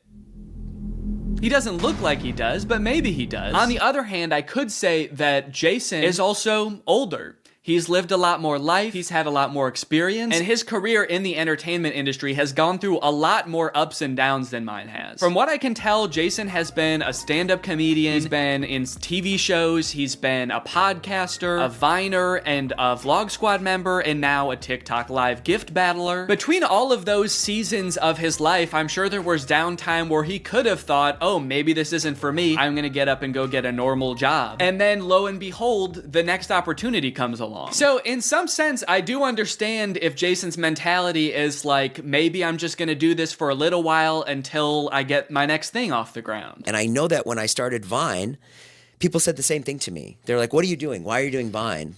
You know? And I was like, okay, this is what I'm doing. And then I did YouTube, and people were like, why are you doing YouTube? And I feel like when you're first to something, that can really pan out. Yeah, I do get what you're saying, but also I don't know if this is the same as Vine and YouTube. Saying he's the first to this new thing like TikTok gift battling is gonna be the next big thing is very worrying to me. Please don't make that the next big thing, guys. On top of all that, there is this sort of like gamification in your head that happens when you're a content creator. Because so much of it is like numbers based, you're always looking at your analytics, hoping your numbers go up. It becomes kind of a game in your head to see if you can do better than you did last month or last year. Because of that, I feel like in a lot of content creators' heads, quitting or pursuing a different career path is seen as like losing the game, even if it's subconscious. That being said, I don't think that's a healthy way to look at it, and I would encourage people who are pursuing being a creator to find other passions that, you know, if this didn't work out, you could pursue that instead, because I think just clinging to relevancy for relevancy's sake is not a good thing. But why try to guess what Jason's thinking when someone literally asked him on his own podcast why he doesn't just get a job? This isn't me saying this as a negative thing. I'm just totally asking. Please. Yeah. Why don't I get a real job? No, I know why you do it. Yeah. But like... No, man. I know why you do it. It's pretty clear to me. But could you tell everyone else why you do this? Someone said that the other day. Why don't you get into real estate? I'm like, I hate it. I don't have a real estate license. Bo Graney? Oh yeah, I forgot. You have to be born with a real estate license to do real estate. But darn, Jason Nash was born with a TikTok account. So he has to do that instead. Right. Now look, would I be on TikTok Live if I wasn't in like a financial hole? I don't know. Probably not. But also like YouTube wasn't really working. And I needed to find something. OnlyFans. I can't do OnlyFans. This is such an unrelatable thought process to most people. YouTube is not working out for him, and his first thought is OnlyFans? TikTok begging people for money? It just comes off as being so set on being an influencer that nothing else matters to this guy. Listen, it is what it is. It's like, I was on Vine, I was on YouTube, I was on Snapchat, and now I'm doing this. Don't say it like that. Now I'm doing this. I mean, I do like it. No, man, I don't think you do. Not after that. We all saw that. So anyway, it is what it is, and I have to do it because I love it, and it's my favorite thing. Phew, that was close. Hey, we can hear you. What? You said that was close out loud. Oh no! Do you ever think about going to DoorDash or to like a? I just never thought it's entertainment or nothing. I don't care what it is. Like, what would you suggest I do? No. It's just that we get a job at Lululemon. From what I can gather from this clip and the way they're laughing about the prospect of being a DoorDash driver or working at Lululemon, those jobs are not even on the table for Jason. I don't know his personal finances, but Jason lives in LA, he owns a house, he has kids, he has a wife. So I feel like when he's saying things like, I don't have any other skills, what he's really saying is, I don't have any other skills that would allow me to live the exact same life that I'm currently living. And honestly, I could understand if he really does like the TikTok live streaming thing, but don't laugh at other jobs like Lululemon or DoorDash like you're so above doing them, yet you're on TikTok literally asking people for money. And I do totally get that Jason has kids that he has to support, that I'm totally empathetic to that situation. It is kind of ironic that his solution to that is to ask other people's kids for money online, but that's neither here nor there. This whole situation kind of reminds me of this TikTok I saw about a month ago. My Roman Empire is all of those influencers who dropped out of college or quit their jobs, moved to LA, then became irrelevant. Like, where did they go? What are they doing now? One interesting thing that I don't know if a lot of people know is that I feel like a lot of creators who get into this situation can actually leverage some of the connections they make while they're relevant and some of the skills that they've learned to get jobs at like marketing agencies, talent agencies, social media companies, or working for other creators behind the scenes. There's actually a lot of opportunities out there, which I would know because my first job out of college was working for a YouTube MCN. While I was still on Vine, I graduated college and I was worried that that wasn't going to be a stable career, so I actually got a job working at an MCN. And then I also worked at the YouTube channel Corridor for a while before my YouTube channel took off. So just throwing that out there, there are other career opportunities where you get to be involved in the creator space, even writing or acting, stuff like that. But it doesn't have to be your operation. You can just get a stable job. All right, it's time to talk about David again. While everyone was making fun of Jason for doing the TikTok live streaming thing, David paid him a visit on Snapchat. Dude, you're kind of becoming a legend on TikTok now. I know. Not in a good way. Yeah, but I think it's fun. No, man, this is a great look. This is awesome. Multi-millionaire visits former unpaid employee wearing a crown to make fun of his new job. David, do you know why, perchance, Jason has to do the TikTok live streaming? Have you thought about that at all? During your long nights of playing pool? Bye guys, thanks for having us over in your little hobbit home. And make fun of his house before you leave? Check. Great job. Now, with all of this talk about David and Jason, I just want to make it clear, do not go and send any hate to these people in real life, especially Jason. Jason actually got swatted mid-live during one of his streams a few weeks ago, which is obviously horrible. Anybody else inside? No. Okay, hold on. Let's get put together and then... This is obviously a horrible situation, actually terrifying. But I cannot help but break a little smile when I look over and the two people he's gift battling are the Dobre brothers. I don't think there's a single funnier sight than watching the two of these blankly stare into the camera not understanding what's going on. Also, imagine your gift battle opponent getting swatted and he's still crushing you, dude. That's gotta hurt. My big takeaway from all of this is if you are pursuing being a content creator, I would heavily recommend being super careful about the way you go about it. I would highly recommend not letting your success be at all related to the success of another influencer. You don't want to be the guy from David's vlogs when David stops the vlogs. Also, save your money. This career that we have, we don't know how long it's gonna last. I mean, I sort of view it as being any other type of entertainer. You're only relevant for so long, or like an athlete or something. You can only be in your prime for a certain amount of time, so save as much as you can. It's really easy to get caught up in the lifestyle of an influencer and like partying all the time and flying on private jets, buying expensive cars. And if you can make this career last for like 20 to 30 years, that's awesome. That's insane, but it's definitely not guaranteed. So just be careful, all right? For me, for your old pal Dan. Alright guys, well I hope you enjoyed this video. If you're new here and you're not subscribed yet, make sure you subscribe and turn on my notifications to join Greg. Greg is what I call my fans here on YouTube, and if you just watch this whole video, that means you kinda gotta be a Greg now. I don't make the rules, sorry. Except for that rule I actually did make, but all the other rules I don't make. Alright, I'll see you guys next time. Bye-bye. What's up, Greg? Lately, I've been seeing a lot of discourse around alpha male podcasts on YouTube. I've seen a lot of really good commentary videos talking about these insanely misogynistic podcasts where the hosts, under the ruse of giving dating advice for men, will basically just insult women for an hour straight. Guys, here at the Fit Wolf podcast, we know that the dating game is tough these days, you know? Men don't know what women want and are finding it harder and harder to find a good girl to settle down with. So tip number one to finding a good girl is invent a time machine. Invent a time machine and go back to the 1750s, because that's the only way you're gonna find a decent woman. Because every woman nowadays is a thought. That's right. Every single Michelle out there that I used to date a month ago is a thought. They get mad at the dumbest things, like saying that women have no inherent value and their only purpose on this earth is to bear my children. And they forget to turn off location sharing even though they broke up with me a month ago. Michelle, I know you're over at my friend Brandon's house right now. I'm outside. But I think I might have found something that takes things one step further. I saw this video on Reddit the other day that's a trailer for something called The War Room. And instead of being a podcast for these like alpha male, misogynist, entrepreneur type guys, this is a club for those same types of guys.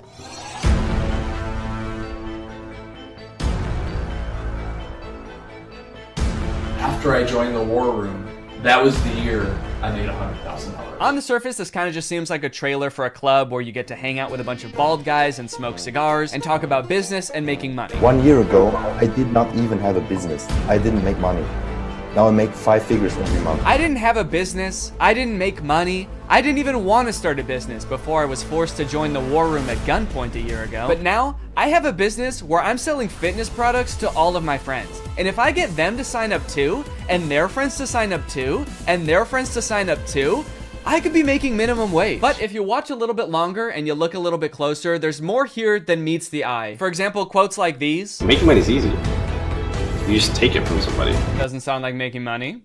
That just sounds like stealing. In the War Room, you learn how to be James Bond, where you can just pick up any weapon and use it. I'm sorry, I think I'm struggling to see the connection between business and knowing how to use any weapon. Is the War Room an actual militia? I was just assuming the war in War Room was just for branding because men like violence, but now I'm kind of scared. It keeps cutting back and forth to like shots of them shooting guns. I'm a little worried about making this video, honestly. Usually when I make commentary videos, the biggest thing I have to worry about is getting a copyright strike, but now I'm worried about getting a drone strike. A lot of times like the alpha male types will use metaphors like talking about how we're like wolves or like how love is like a war. So I assume this is like a metaphor, like business is like war and dating is like war. But the war room is like war is like war. Get your gun, dude. We attack at dawn. A lot of people had a bad time in college. I was not one of them. And I credit a lot of that. Did that guy just shoot fire out of his hands? What does that have to do with any of the skills you learn in this club? I didn't know anything about business before I joined the war room, but I've been a member for 5 months and now I'm a wizard. How does being a wizard help you with business in any way? Does being magic help you organize your finances in some way? Who said anything about business? You did. That's what this club is about, isn't it? That's it. This interview's over. Okay, I'll stop. Give me money now. Definitely makes me want to join. You got dudes shooting guns, swimming, doing group exercises on a hilltop, watching other people gamble, smoking cigars. It kind of just seems like one super long bachelor party for men whose wives have already left them. And then at the end of the video, it gives you the URL to sign up. It says 54 countries, 1,000 members, and resist slavery. That's the last thing it says in the whole video. It says resist slavery, and then the video ends. And it's like, yeah, I will. I am. So I keep saying this club is about business because that's kind of what the trailer was implying. It's about like networking with all of these rich, influential people, making money, stealing it from people, using your magical powers to steal money from innocent civilians. But if you go to their website, there's not really any reference to business, which is confusing. And the description on their website says this: the War Room is a global network in which exemplars of individualism work to free the modern man from socially induced incarceration. Okay, but like, what do you guys do? Like, if I join, what do I get to do? I get you're gonna free me from socially induced incarceration, but what does freedom look like to you guys? Is it like, am I quitting my job to go to a cigar pool party? This package costs £4,000, and they have packages on their website that go up to £7,997. Do any of these guys not see the irony and being like, individualism rules, dude. Society is like jail. If you conform to society, that's like being in prison, basically. You're basically a slave at that point, while also being like, yeah, I paid $7,000 to join a club where everyone looks and dresses like me. I didn't want to be a stereotype, okay? So I joined a man club to smoke cigars and shoot guns. And that's sort of what makes me an individualist. It just feels like they're kind of playing the like, I'm not like other guys card. And I guess in some sense they're not like other guys because most guys can't bend the elements to their will like that one guy. But other than that, I mean, it's just like all the pictures are just guys hanging out in dimly lit clubs, doing military style drills. I don't know what's going on here. In case you're not sold yet and you haven't been convinced to join, let me read you a little bit more because the War Room's website uses like every cliche pickup artist tactic to try to get you to join this club. We got the classic negging. What can you bring to the War Room? Truthfully, very little.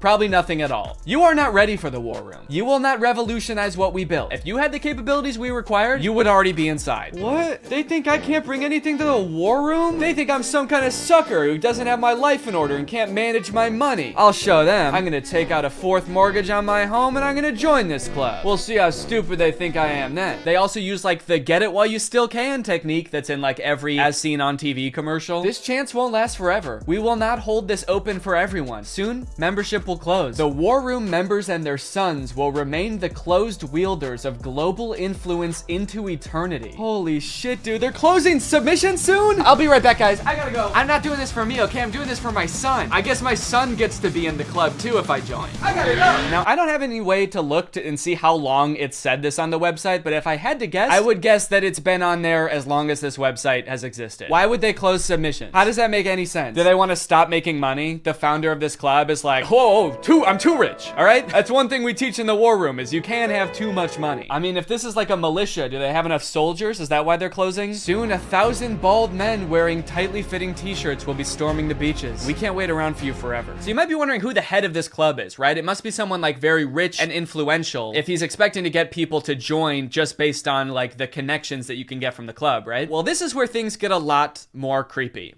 And also not monetizable. This is the part that is the reason this video probably doesn't have ads on it. My name is Andrew Tate. I'm a retired 4-time world champion kickboxer who is now a multimillionaire, and I'm the most competent person on the entire planet to teach you about male-female interactions. How did I become rich? Webcam. Definitely gonna need him to elaborate on that a little bit. That's so vague. Mr. Bezos, please. You're the richest person in the world. Do you have any advice to young up-and-coming entrepreneurs on how to start a business and how to get rich like you? Book. Huh? Book. Need I say more? Yes. Yes, please say more. We literally have no idea what you're talking about. So you're probably thinking, like, did this guy invent webcams or something? Is he, like, famous on Twitch or something? Is this Sapnap? I don't know. I've been running a webcam studio for nearly a decade. I've had over 75 girls work for me, and my business model is different than 99% of webcam studio owners. If you had to guess whether it's different because it's more creepy or less creepy than other webcam studios, what would you guess? Go ahead and vote down in the comments below, guys. Do you think this is gonna be creepy or no? Over 50% of my employees were actually my girlfriend at the time, and of all my girlfriends, none were in the adult entertainment industry before they met me. My job was to get women to fall in love with me. Literally, that was my job. My job was to meet a girl, go on a few dates, sleep with her, test if she's quality, get her to fall in love with me to where she'd do anything I say. Holy shit, this is insane. And then he gets them to join his webcam empire where he gets them to do, you know, he gets them to get nasty on camera. I'm not a lawyer, but does this not... Does this not feel illegal? At the very least, this seems like insanely creepy. This feels abusive. It feels like he's just confessing to crimes. That's why I want you to join the war room, all right? You're gonna learn about making money, picking up women. You're gonna form a militia to protect me from an international tribunal for my many crimes that break international law. For legal reasons, that was a joke, okay? I don't know if this is legal or not. So I guess what he meant when he just said the word webcam was that he's exploiting a ton of women online for his own personal gain. In hindsight, it seems so obvious. How did I not guess that? Let's watch another promotional video for the War Room. This is on Andrew Tate's YouTube channel, and it's called The Matrix Predicted the Great Reset Explained. Basically, it's a video where this guy compares his life to the Matrix. We are living inside of the Matrix, and I am Morpheus. I know you're sitting thinking, why did Tate not decide he was Neo? Because Tate has all the Aikido and the masterful, nearly superhuman abilities. Yeah, I used to be a kickboxer, so I'm basically in the Matrix. Actually, the reason I take the War Room guys to the gun range so much is so they can shoot at me and I can dodge the bullets like Neo. It's like, okay, dude, if anyone here has superpowers in the War Room, we know who it is.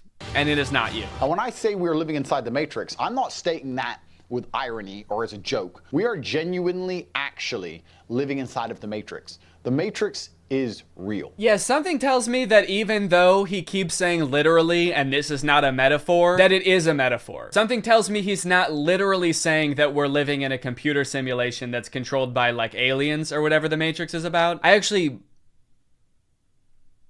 haven't seen the Matrix. I think that's what it's about. Something tells me that's not the point that this guy is making, even though he keeps saying literally. In the description of this video, it says stage 1 fighting against the Matrix is to become rich. Learn how here. I'm sorry, that's the first step? You know it's gonna be an unhelpful article when step 1 is become rich? Like step 1 is something that takes years and some people will never do it. Also, again, I haven't seen The Matrix, but I'm fairly certain that was not the first step in breaking out. I don't think Morpheus was like, listen, machines are trapping humans and using them as batteries in their simulation, and the only way we can break out is by setting up a dropshipping business and investing in Ethereum. Ethereum's actually great because you can verify smart contracts. It's actually the best crypto out there. Imagine if this dude is right and we really are living in the Matrix. Like, what does being free look like? Oh my God. I did it. I'm free. I made it out. All right. Hey guys, we got another one. All right. Welcome to the club, buddy. Hell yeah. Congratulations, man. Yep. You finally made it out of the simulation. Wow. Thank you guys so much. Where's everybody else at?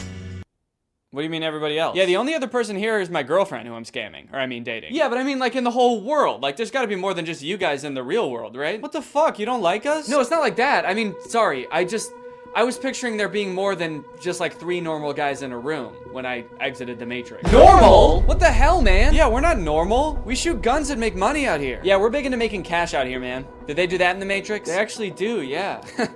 Not the way we do it. Okay, how do you do it? Hey, you're stealing my shit! Okay, I'm just saying, all things considered, you guys don't really seem that different. Honestly, if anything, this seems more like a simulation than the world I was just in. How so? Look at you guys. You're all holding guns. All you do is talk about business. You guys are like NPCs from GTA. You all look like slight variations of the same sim. Are you guys sure this isn't a video game? All right, man, as if I'm gonna take advice from a beta-ass bitch like you anyway. I'm just saying. Okay, that was actually sick. You guys should have led with that. How was that not the first thing you guys wanted to show me? You know what, man? Get out of here. You don't belong here anyway. Yeah! What? Go! Get out of here. We don't want you. Yeah. Okay, all right, I'll go. Honestly, I'm actually not really sure how to get back, but if one of you show me, I will go. Get the fuck out of here, man. Get lost. You son of a gun. Go. What are you still doing? Get out of here. Go. I feel like this is definitely a video game. How can I keep my husband? I want to keep him happy. And I think all the women listening too, they want to know the secret. I'll tell you the secrets. Men are biologically designed. We're evolutionarily hardwired to seek status. You want power, you want status, you want the fast car. You don't care about the car. You want everyone to know you have the car and they can't have the car. Right. If everyone had a Lambo, you wouldn't want a Lambo. So every single thing we do is status driven to some degree. It's true. Meaning the female we are with has to add status to our lives in some form. If you want to keep your man happy, you need to think, how do I make my man look better to the world? How do I make him look better in front of other men? What a bizarre take, dude. How to be a good woman? Make your man look good to other men. You basically need to be a wingman for your husband to pick up dudes. I hate arguments like this so much. Alpha dudes are always trying to bring up like what men are hardwired to do. What have men been evolutionarily designed to do? Here he's saying that like men are hardwired to seek status. Men want a Lamborghini. You know how every men want a Lamborghini because it's a status symbol. Even if it worked out that like evolutionarily that's something that is in men's nature, that doesn't make it good. You know what else is in our nature? Thinking sugar tastes really good. If you didn't tell someone that sugar was bad for you, they would think like, oh my God, this is the best thing in the world because it tastes really good. If you put 10 pounds of candy in front of a caveman, he would eat all of it and then he would throw up. And then he would die, probably, because he's never eaten that much sugar before. But hey, I guess that's just kind of what he was hardwired to do. So if you want to be a good cave wife, you got to go out there and you got to get your man as much candy as you can find. You want to go to the store and buy him one of those lollipops that's as big as his head that he always wanted when he was a kid, but his mom would never let him have. And that's the only way to keep men happy, all right? These alpha male type guys are always trying to sound like scientific. Like this is the science-backed way to attract a mate. And this is the evolutionary way that relationships are supposed to be. But I feel like if they were being honest, they would recognize that there's a difference between what humans like naturally are inclined to do and what is healthy and what is sustainable. You know what else increases your status? Murder. Can't be anyone higher up on the hierarchy if they're all dead, right? It's weird. I don't see any of them advocating that, but it's the same primal instinct that they're talking about, so why don't they? To prove what a sick and cool lifestyle this guy has, here is a video that he posted on Christmas while apparently alone in a hotel room.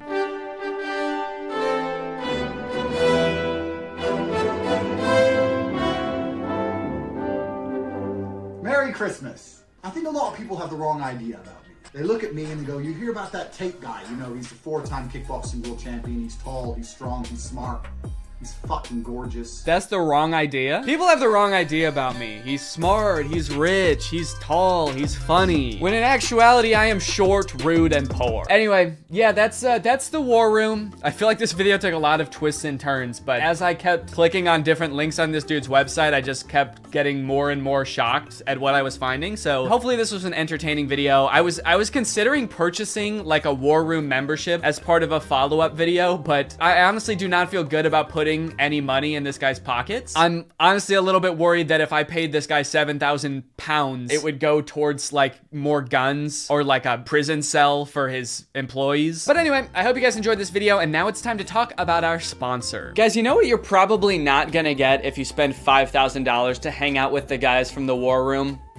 Delicious home-cooked meals, which is why I thoroughly believe that today's sponsor, HelloFresh, is a much better investment than the war room. HelloFresh has been a long-time sponsor of the channel, and I love their service. Every week, they send you 3 delicious meals that you get to cook at home with all of the ingredients pre-portioned, so you can skip all of the prepping and planning and going to the grocery store that, if you're like me, stresses you out about dinner time. HelloFresh is equipped to be able to serve a bunch of different lifestyles. With fit and wholesome recipes and low calories or carbs, you can indulge in delicious meals without having to worry about breaking your diet. My favorite things about HelloFresh are that 1, I only know how to cook a handful of things, and HelloFresh has a huge variety of recipes. Like every week you get to choose from something different. And 2, they're a super sustainable option. The packaging that they send you your food in is already recycled content, and HelloFresh cuts down on your food waste by 25% over grocery shopping. Cooking with HelloFresh is fun and honestly super easy. Anybody can follow the instructions and it'll kind of make you feel like a chef. So if you want to check out HelloFresh, then go to HelloFresh.com and use my code TrulyGreg16 to get 16 free meals and 3 surprise gifts. I don't know what the surprise gifts are, but if it's anything like their food, I'd say it's worth it. Thank you to HelloFresh for sponsoring this video, and thank you to you guys for supporting my channel by checking out HelloFresh. All right, thanks for watching. Bye.